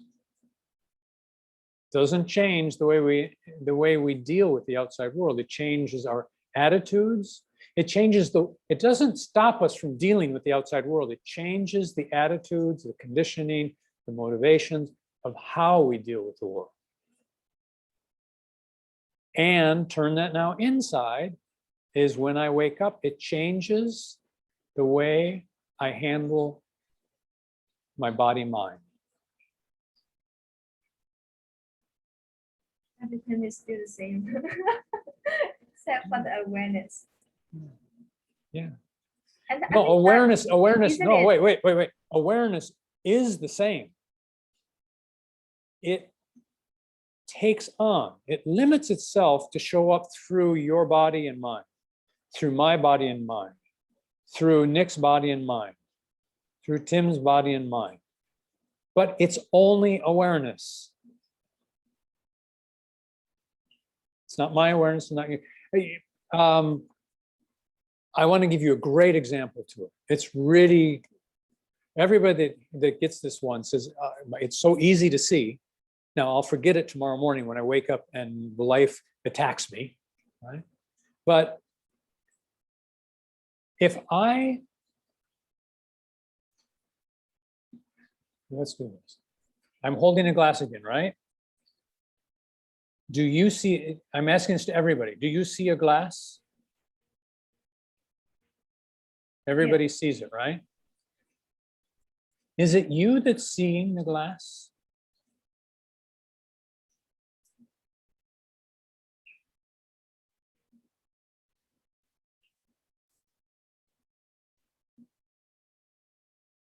Not even sure, are you? But let's assume that you say, yeah, I mean, it's this body of mine. Let's say you're not so awake yet, right? You're more asleep like most people are, right? You say, of course, I'm seeing the glass. I open my eyes, I close my eyes, I see the glass, right? If it's you that's seeing the glass, now I want every one of you to look at the glass again, okay? Are you looking at it? I want you to not see the glass. Do it. Raise your hand as soon as you don't see the glass. But you have to keep looking at the glass, right? Your eyes are focused on the glass, but I want you to stop seeing the glass. Possible?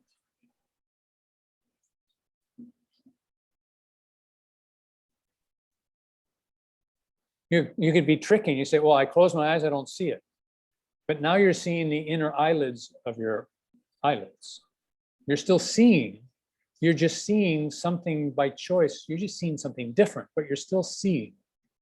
My question is, are you seeing the glass? We don't see the glass because the glass has become the only thing that we see. I mean, it's like it becomes so the only concentration, and then you forget the presence of the glass, and you see something else of the glass. Okay. Let's stick with just see, you're too awakened already. So I need to dumb you down for just this exercise, right? Pretend you don't know that, a glass is molecules and it's strings and quarks and it's theories and all that stuff. And it's really no thing, right? Let's just take it as right now you're at the first stage. A glass is a glass. Okay, let's bring it down to that most simplistic state, right? So I'm holding a glass. I'm not holding anything potential. I'm not holding quarks. I'm not holding atoms. I'm holding a glass, right? And you are looking, you are seeing the glass. Your eyes are looking at it just like mine are right now. I see a glass. Can I stop seeing the glass? No. It's not possible, is it? I can look at my phone, but have I stopped seeing? See, you can move your eyes, but you cannot stop seeing with those eyes. They will see something.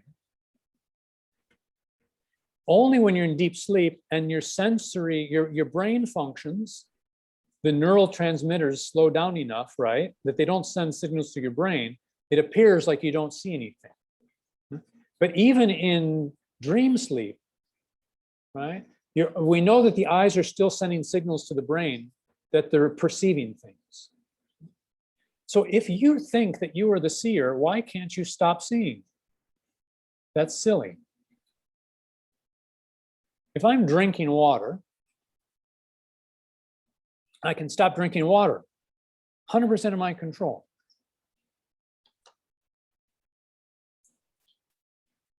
Can I stop my seeing? Can't do it. Therefore,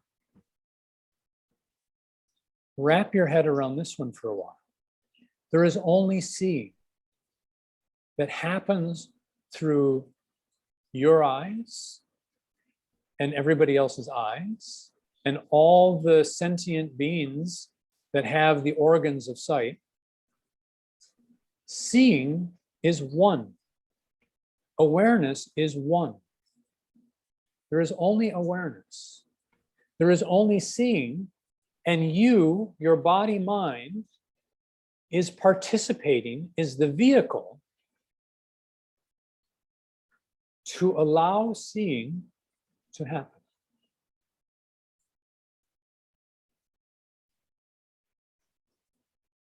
Make sense?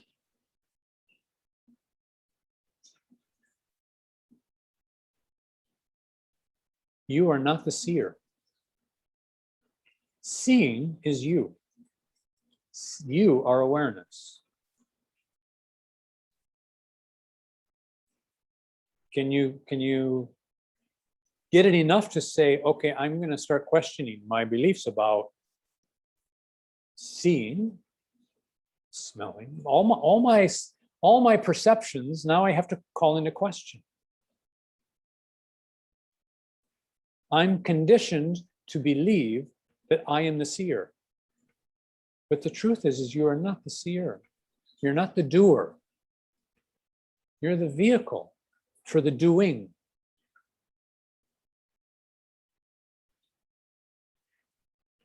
Now, seeing is a present,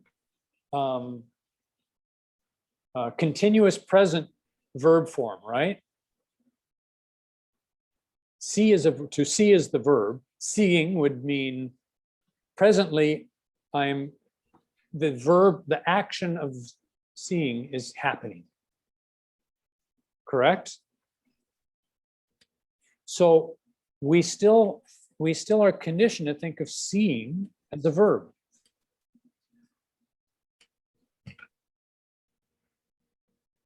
Is seeing a noun?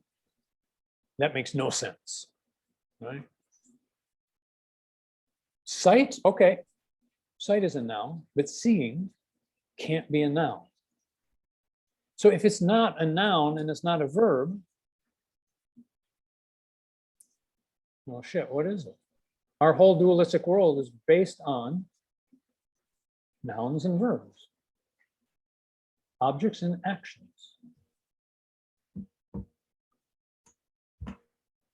To help make sense, because I know for me, when I got this thing about seeing, I said, yeah, but why is awareness seeing? Now I've labeled and identified awareness as a noun. Big mistake. In dualistic thinking, everything has to be a noun or a verb. There has to be a doer and a done to, and a doing. Two objects and a verb. But what if you open your mind and say, gee, you've been telling us all this time that awareness is not of the dualistic world. The dualistic world comes out of awareness. It appears, in awareness. There is no out of awareness. Just like you're seeing, it doesn't come out of you. Seeing is seeing. Awareness is awareness. It is neither a verb nor a noun. Just like God, right? In all the major religions, they talk about the God power, whatever that may be. They use words like omnipotent, omniscient, unknowable, unspeakable. Why? Because they're neither nouns or verbs. There is something beyond nouns and verbs, and that exists. That's the non-dual reality. Everything that's a noun and a verb is not real, it's an appearance in this dualistic world. So seeing is no longer, it can't be a noun, and it's not a verb. It's when you get this in your being, you won't need to define it. You'll just know exactly what I'm talking about. It'll make all the sense in the world to you, not through your head, through that which we call the I am. I won't have to try to figure out where is awareness.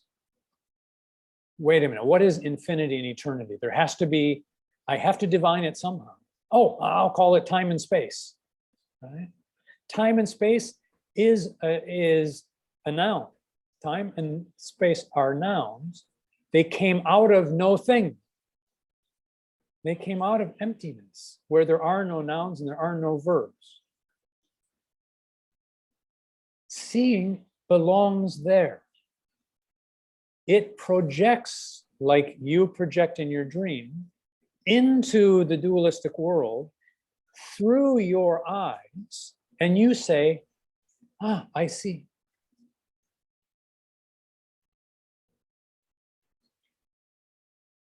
See how programmed we are?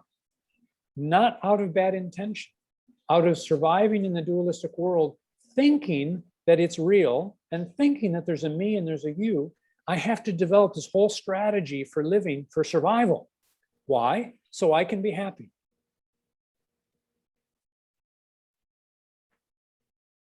If I can live in a world where there's no noun and no verb, it's not nihilistic, right? It just doesn't, it's beyond forms, labels, identifications. It's beyond nouns and verbs. Even right now, if you sit with it for 5 minutes, maybe we should do that for 3 minutes right now. I want to invite, can you guys stay for a few more minutes? I want to invite everybody. Let's take 3 minutes and just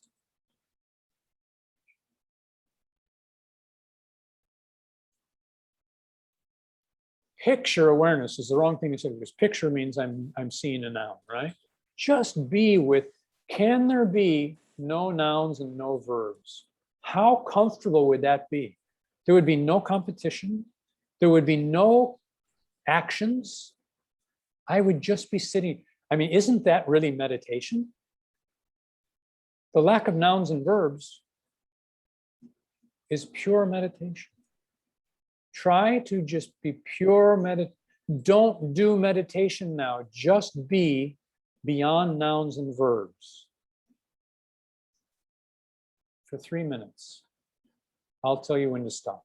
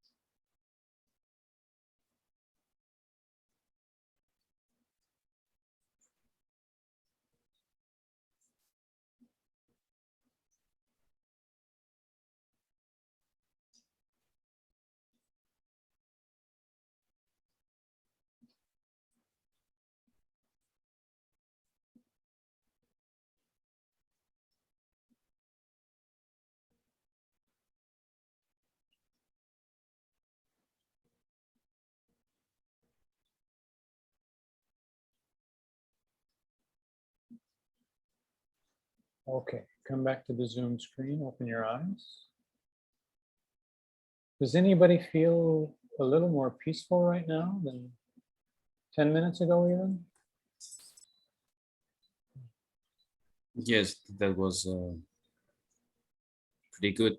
And I have to say that I have to go. Okay. Thank you. You're And, super welcome. I'm really glad that you could make it. You and I have had a friendship for a long time now. I really value you being here. Thank you. Thank you for your Thank you. time today. Bye-bye. So, a lot of learning. okay, so everybody, does everybody leave or anybody want to continue? Leaving as well. Okay, you guys, those who are leaving, thank you so much. I am so appreciative of your participation and your great comments and questions. Please, I hope you continue and continue inquiring. And just remember, you know, all that I said right now is for you to question your beliefs, your conditioning, not to accept any of it as the truth, but see if maybe it's true. Have a good day, guys. Thank you. Bye-bye. See you. Anybody else? So you guys want to stay? Yeah. I can stay a little bit longer because I have to go teach online today too. Okay, all right. Can we take a 2-minute break? 2 minutes. Yeah. Tien, you want to stick around? I think she's not there. Yeah, I'm assuming you're here, and so just hang in there. 2 minutes Okay. and we'll be back.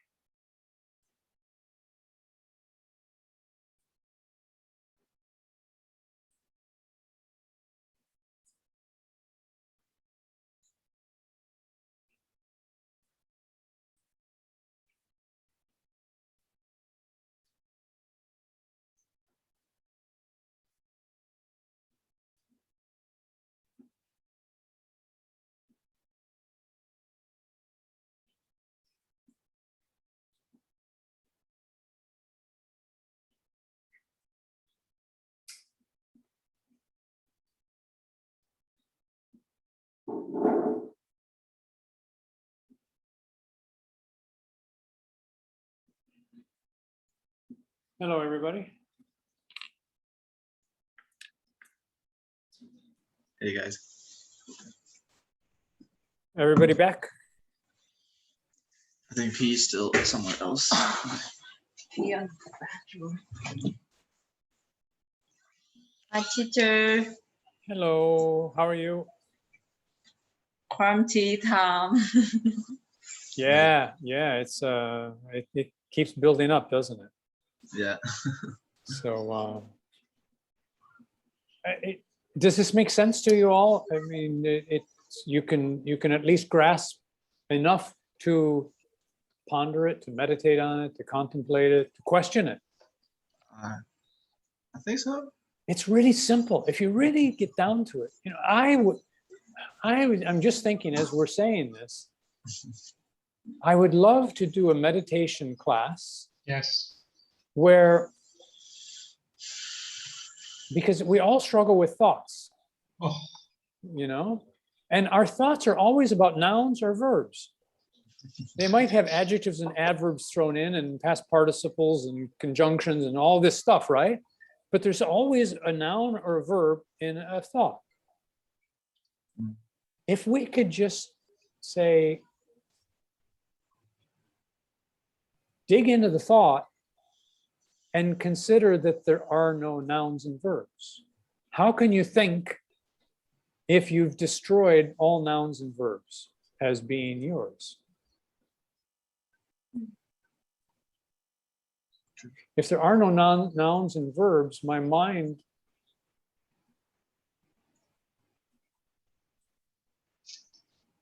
when I think, okay, I need to stop thinking, my mind thinks more. Yeah. Right? When I say there are no nouns and verbs, my mind questions it. Right? And I might say, of course there are, right? But it's a concept, it's not an action. So maybe I can only speak for myself. When I attack the problem of thoughts by saying, well, stop labeling everything, is what all the teachers say. If I don't label, then there are no verbs and nouns. What is there to think about? Immediately, I feel more comfortable. I'm going to go deeper into this another time. Well, I'm behind the scenes because there may be something in a meditation class really beneficial by looking at it from this point of view. Because in the non-dual teachings, we have to come to a point where we don't think of awareness as a noun.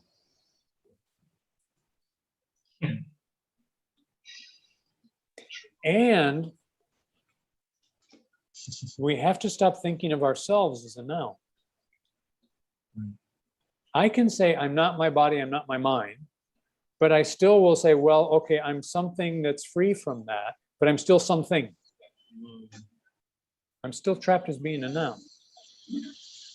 But the reality is I am not a noun, and I am not a verb. That's why I can't tell you who I am. I have to define me in nouns and verbs. So I'm stuck in the dualistic world if I do that. That's why when the guru has the student and he sends him off to meditate, and he comes back and he says, who are you? And he tries to make a clever answer, and the guru hits him over the head with a stick and sends him back to meditate for another 3 months. And he keeps doing this, year upon year. And every time the student comes back and he says, I've got to get this right. Now I know all these things I'm not, right? But I'm still not right. And then finally he just gives up. What he does is he lets go of his mind. And he says, I can't solve this with my thinking. And in that moment, he gives up being dependent on his mind.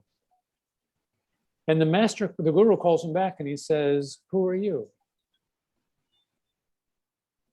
And the student just looks at him and smiles. Doesn't say a word. And then the master bows to the student. You have arrived, grasshopper. Right? We can't talk about what we are.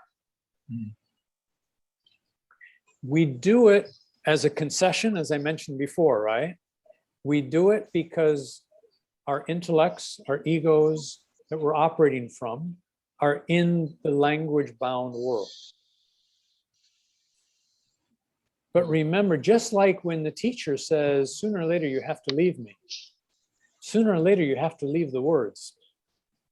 You have to go silent.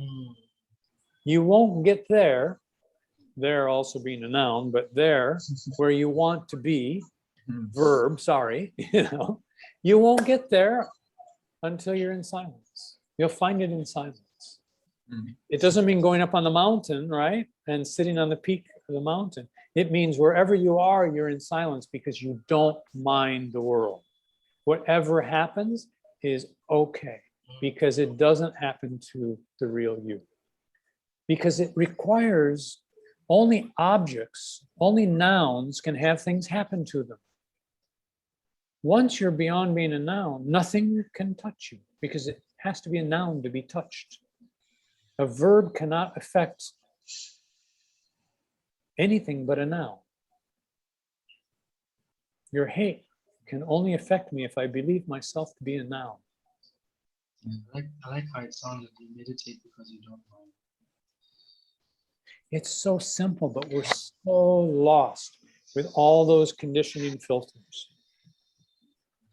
Which is why I said, you know, when Tien said, is the body an obstacle? You're already it. There are no obstacles to being it because you already are it. You can't be anything else but it. You just don't. Your filters, seeing, sees it.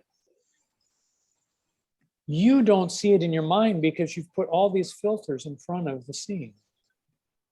The seeing is pure. It's your body that has polluted the seeing out of ignorance.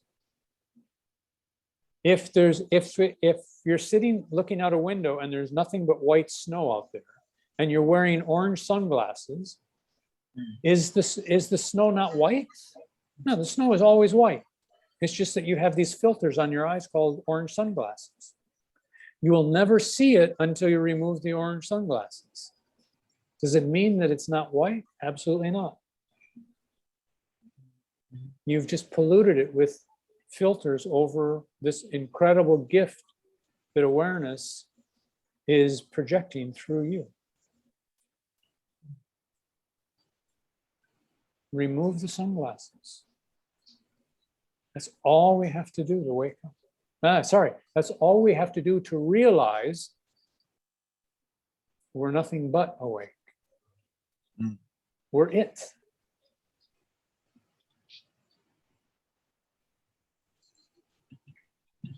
Remember is all we have to do. But it takes us years of digging through all the shit to remember. And remember doesn't mean here. Remember means put yourself back together. Remember. Remember. My left arm is a member. My left hand is a member. My right arm is a member. My head is a member. My nose is a member. My body is a member, right? It doesn't mean, oh, I forgot it. I have to remember. I have to bring it up from my memory. I have to use my brain. It means remember who you are. Remember who you are. Put back together that which you already are. See beyond the illusion that you're not already together. Can I mention something about our 3-minute meditation? Yeah, sure. Like during it, like it kind of, the feeling I kind of felt was like, I mean, it sounds kind of weird, but it felt like I was inside a mother's womb or something like that. And doesn't sound weird. And it kind of made me think like when we were in the womb, like we were like already in a state of surrender. Like we weren't even trying to be born, or we didn't worry about when we're getting out of there. We were just in there until we popped out. Your consciousness, you didn't have pop out consciousness. Even the baby at 8 months and 29 and a half days isn't thinking, I want out, right? It's the nature of birth. It happens without motivation. The baby doesn't say, oh, you know, I hear that it's going to rain tomorrow. I'm going to stay in here another day, right? It doesn't happen. It just, that's the dualistic world takes care of itself, which is also why we don't have to go around fixing it. Because A, it's not broken. We see war as something that means it's broken. It's not broken. And we don't have any power over it to fix it anyways. Because the world just operates, it's like a clock. You know? And you're just one of the little pieces of material on the face of the clock that tells you it's 17 minutes after the hour. You don't have any ability to change the clock. You're just part of the clock. The clock doesn't have an ego. It doesn't try to change time. It just reflects time. We're just supposed to reflect reality, awareness. But we don't know how to do that very well because we have all these filters. So the analogy of feeling in the womb is perfect. Did you want to say more about that? It just kind of made me think, like, I guess my the thought of surrender has been going on in my mind a lot this month, and during our meditation today, it just made me think, like, that was our original state. I mean, like, as a human body, we were already doing that before we came out of the womb, so why can't we do it now? See, okay, now this is a good point. Where in the non-dual teachings, a lot of teachers, they don't differentiate between awareness and consciousness. Mm. And ultimately, they are the same thing. Mhm. But because we're trapped in language, some people get that and they have no problem. But if I talk 1 minute, I say awareness, the next minute I say consciousness, it creates a problem for some people. Wait a minute, wait. Awareness, now you say consciousness, then you say awareness. Can we keep it simple here? So I keep it simple, say awareness, right, is what you are. Awareness takes on a limitation and becomes consciousness. So a baby is still aware, but it's not conscious of being a baby. It's pure awareness, undifferentiated. If the baby has, if the mother has a miscarriage, it doesn't stop being awareness, but it no longer has a consciousness of being a baby. When it's in the womb, there's no indication so far that, at least in the first 2 trimesters, that there's any isn't any baby consciousness to it. Whatever it's doing is pure dualistic nature doing. It's the clock. It doesn't think about ticking. It just ticks. Right? Out of ignorance, I'm going to presume that until the baby pops out of the womb, the baby and the doctor spanks it on the butt, right? It doesn't have consciousness. It doesn't have self-consciousness.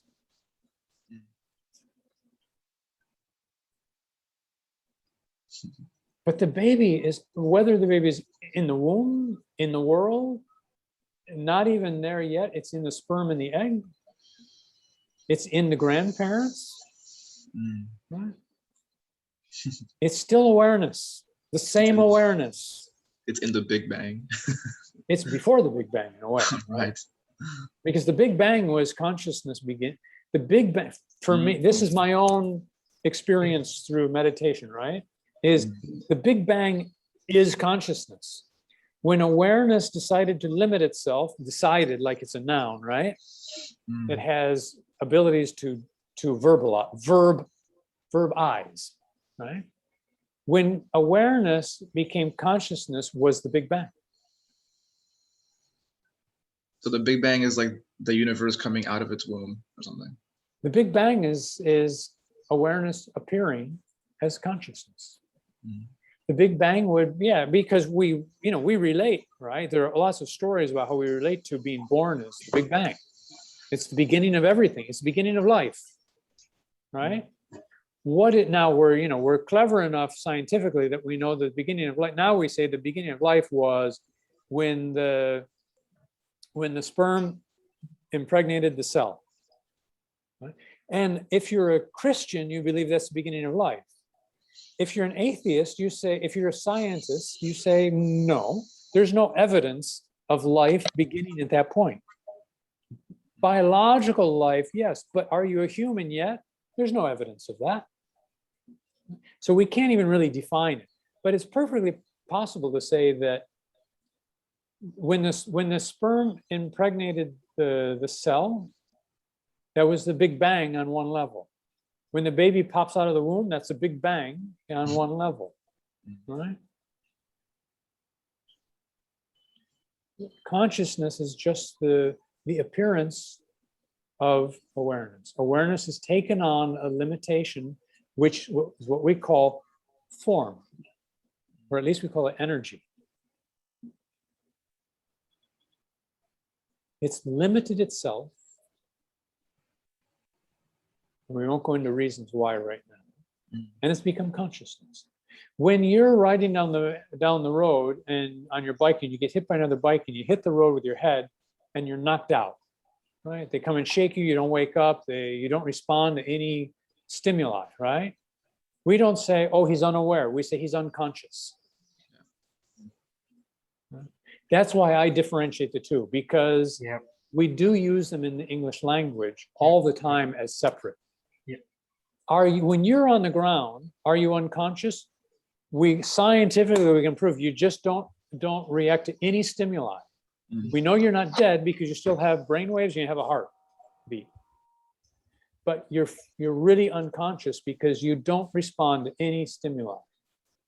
Are you still aware? You're always awareness. Awareness can't be taken away from you. Can consciousness be taken away from you? Yep. The way we use the word consciousness, yes. And that's why I differentiate the two. Ultimately, consciousness, your body, everything is awareness. But as a concession for the teachings, we make these separations of form in our discussion. In Hinduism, they have a wonderful saying.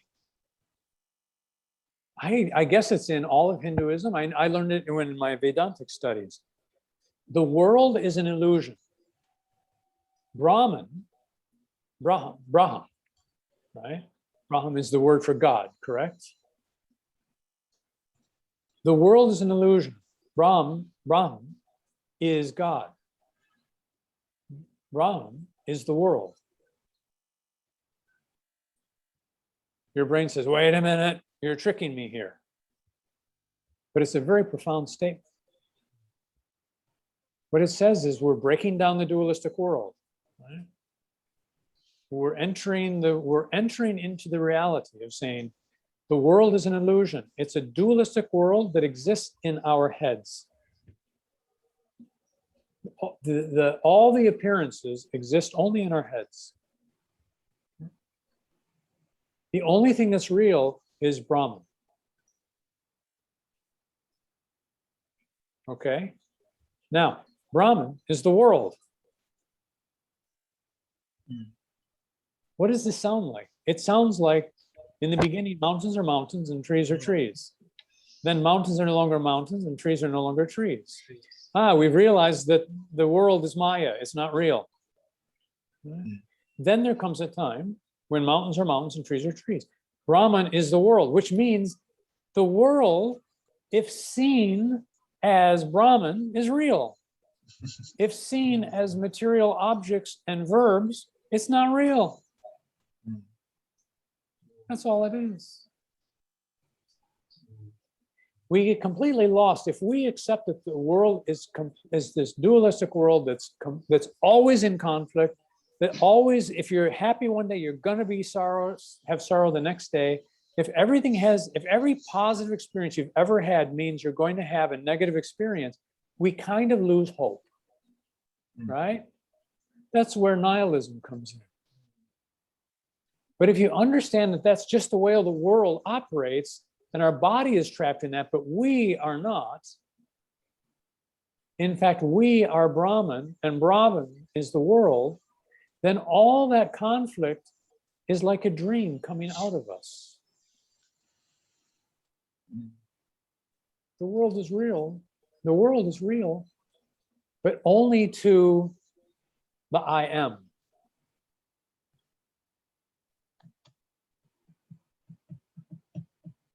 When I operate in the world out of my conditioned mind and my ego, my thinking, my senses, my perceptions, my thoughts, my memories, that world is Maya. That world is not real. It exists only in our heads. Because we're seeing it through a filter. Yeah. You're seeing it through a dualistic brain. Everything is going to be measured and defined and labeled. That's what's not real. The labels are not real. That's why the famous saying, you know, when the tree falls in the middle of the forest and there's nobody there to hear it, does it still make a noise? Does it still make a noise, a sound, right? No, of course not. Without the organ of hearing, there's still vibration, there's energy, but it doesn't have any vibration. In fact, you know, because right now, right, there are millions of levels of vibration that are passing through us. But we only take for real the ones that we perceive with our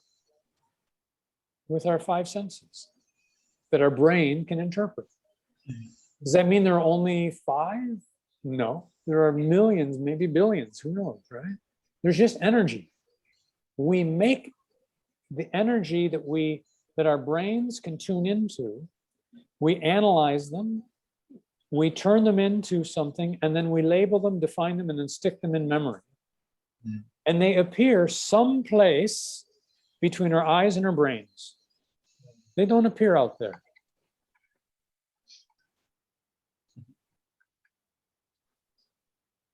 So the out there is not real. And the pictures in our minds, they're not real. They're made up. They're Maya. Now, let's take this one step further. Who made them up? I did. Who are you? I'm Brahman.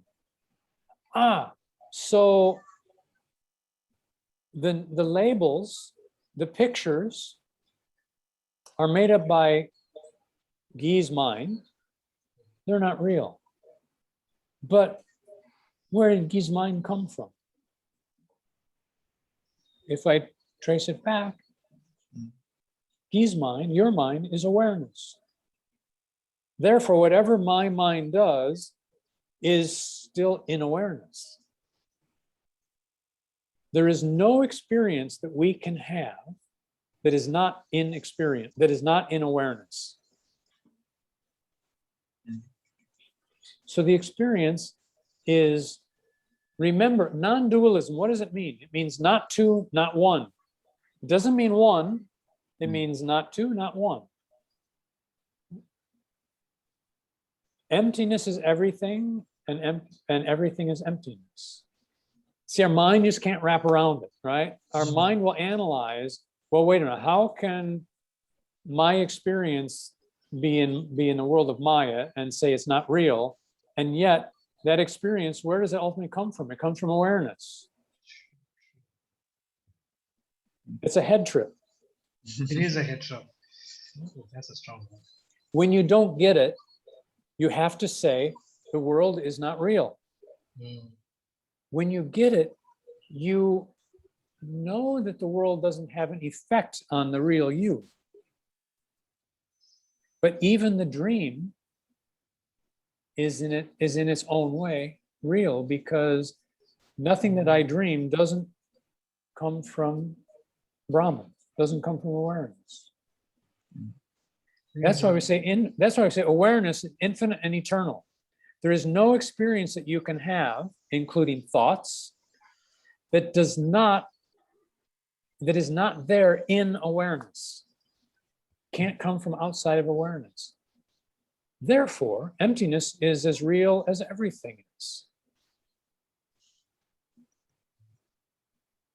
But we have to get the idea that the world is not real first. That duality is not real. Its duality exists in our minds. And we've accepted it to be real. So we have to destroy that fallacy. And the way we do that is we talk about the observer, right? And the observed. We have all these steps in non-dualism to take us to break down the false sense of reality so we can see the real reality.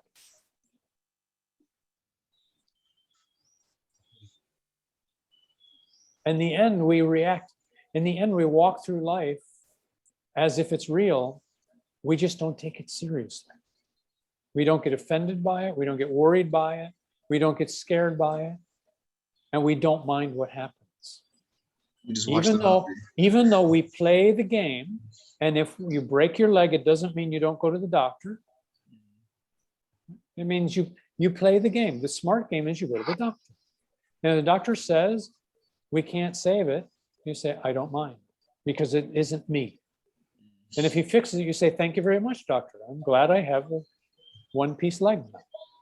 Okay, I navigate the world, I play the game this way. And if he couldn't fix it, I'd play the game another way. I'm still playing a game because I'm not who I think I am. Or I know I'm not who I thought I was. It only changes my inner world. But that's the only game in town that's worth changing. That's the only one that's not temporary.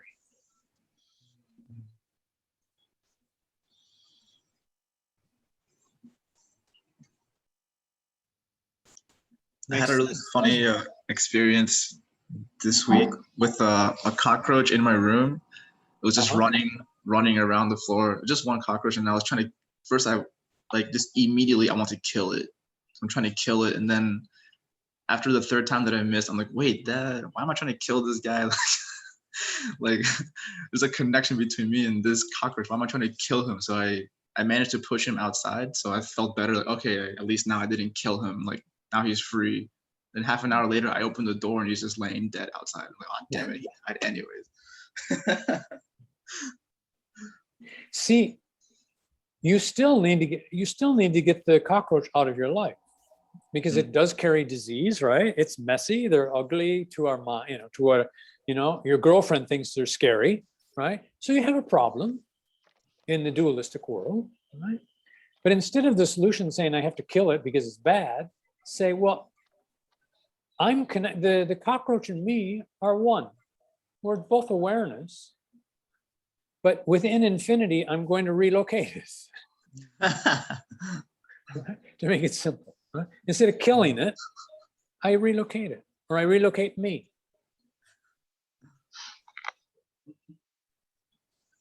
But then couldn't people also relocate people then if they use that?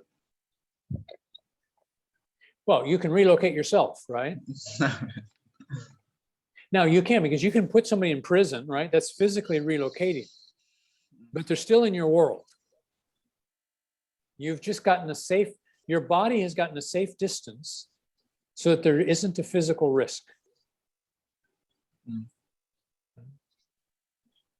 But if when he can make his one phone call a week, he can call his friend who lives down the block and say, go kill Nick. Right? Still a problem. Right? The cockroach can turn and come back in the house, right?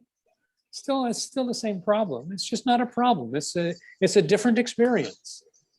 If you kill it, when you swept it out of the door, there was a moment where you felt good about yourself. Wow, yeah. I had a choice to kill it and I didn't, right? And then you open the door a couple minutes later and it's dead, and I killed it anyway. Shit, right? Where was your happiness? In the moment you said, I took a better choice in my belief system, right? I felt happy. When I looked outside and saw that, oh, it's dead. So in sweeping it out without any bad intent, I killed it. Now I feel less happy.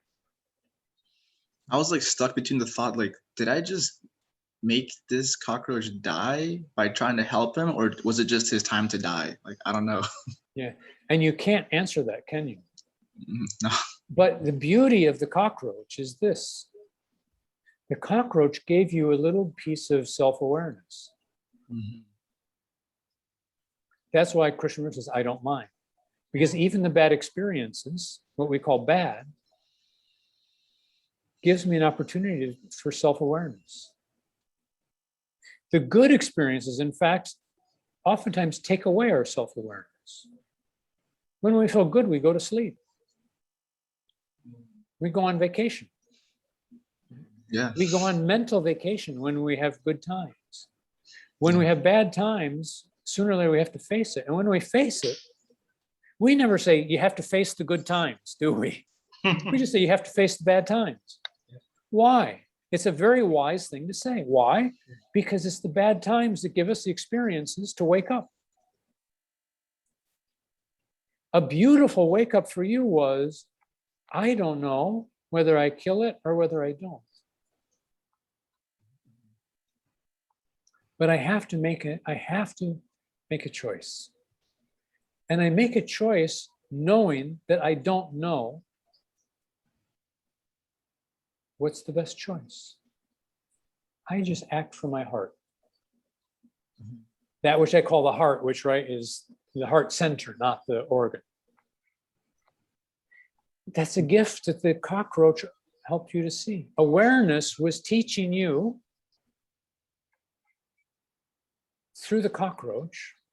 And the utter amazement of it is your awareness, you already knew, you just had to wake up. You didn't even need the cockroach. But awareness made a concession and said, because your mind, you're operating out of your mind, which is in the dualistic world, I'm going to send you a cockroach and you're going to have to deal with it, right? The cockroach is awareness, right? That's so welcome. You, the experiencer of the cockroach, is awareness. And the experience of dealing with a cockroach is awareness. Yeah. Awareness sent you the cockroach, bro, But to tell you that you're the awareness. you can't handle awareness in your brain.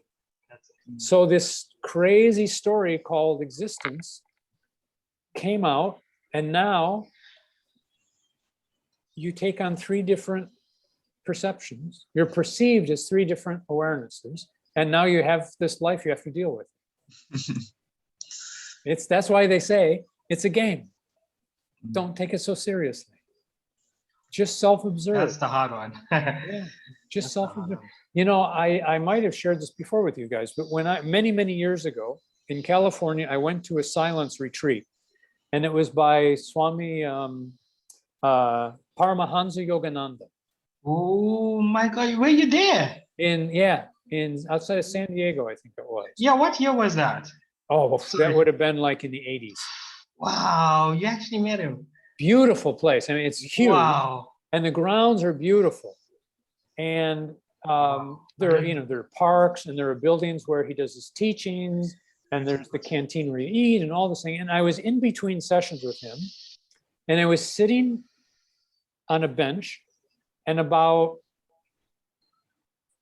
3 meters away from me was a pond, a big pond.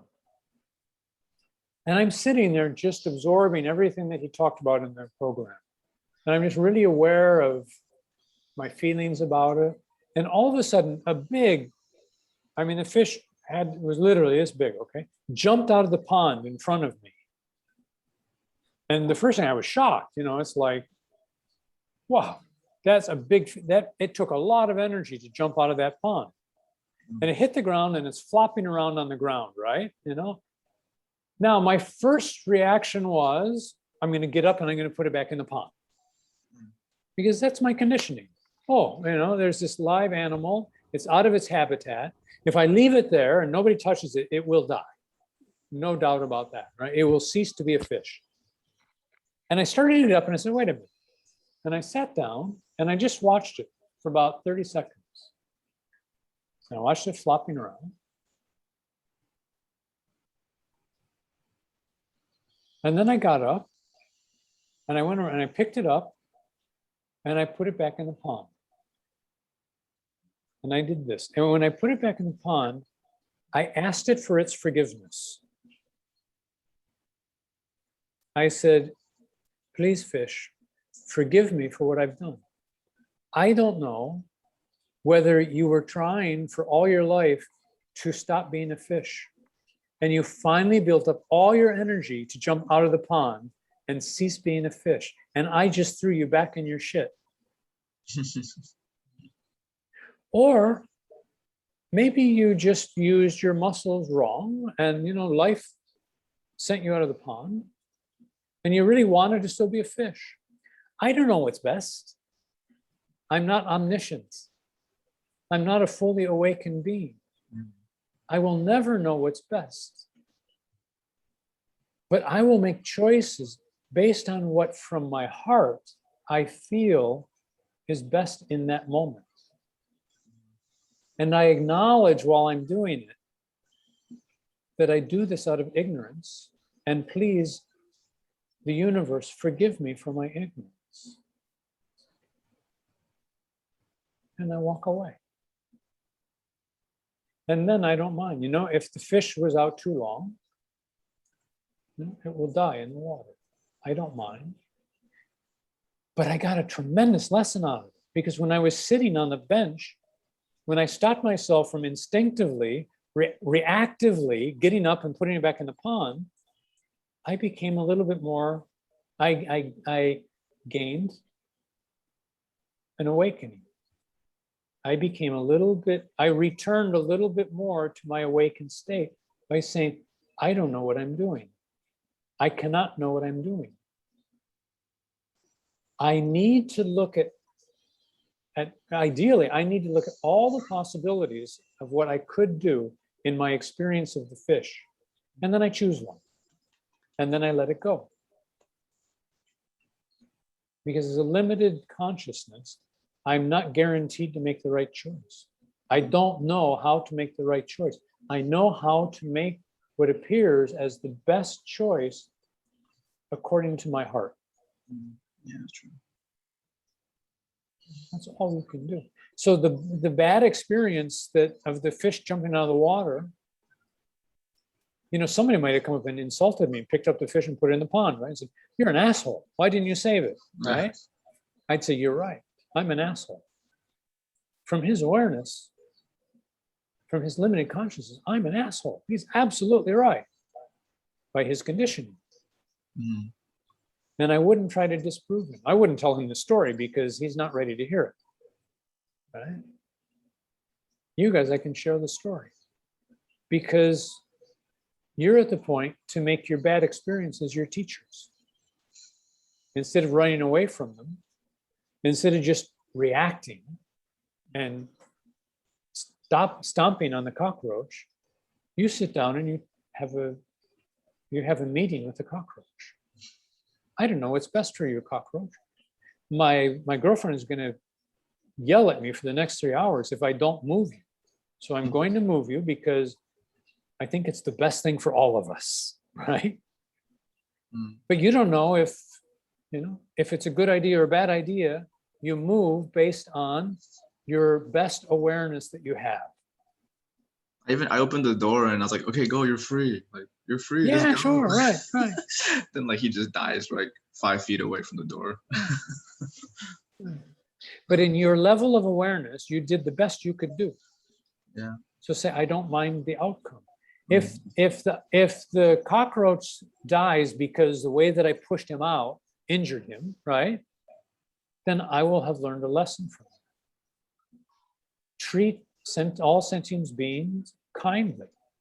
Yeah. They're not all going to fit in my house. I don't have the space.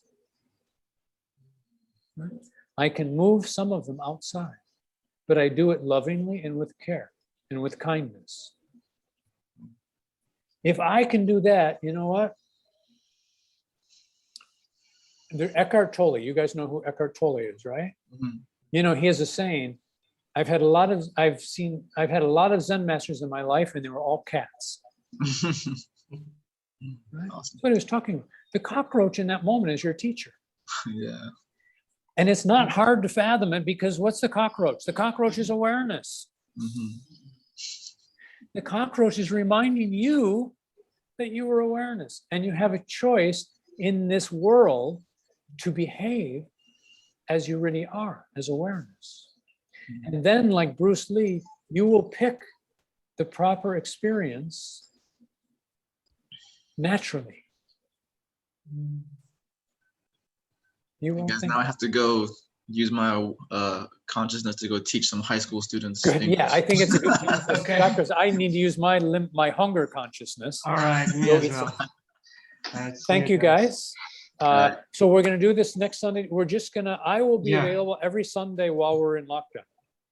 Okay, This is the perfect. best thing I can do with my life. So I'm here. Just a quick suggestion. Yeah. When we hit the 1 hour mark, I think we should just take a 1-2 minute break or something, just for a refresher, and then come back. Yep. So that breaks it into two breaks. I agree with you. And also, if I forget it, will you remember it? I'll remind you definitely. Okay. I'll put a little tag on my computer. Stop after 1 hour. Okay. And but the more So, stuff that you can do, then the more I can stay present in this, where I'm not Yes. thinking about my bladder. I'm not thinking about food breaks. You know, I'm No here. worries. So, I'll take care of that. okay. All right. Enjoy I the will- race. I will have conversation with you tonight, I'm sure. Definitely. It's gonna Be be a well. good one. Be safe. All right. Enjoy. Okay, bye.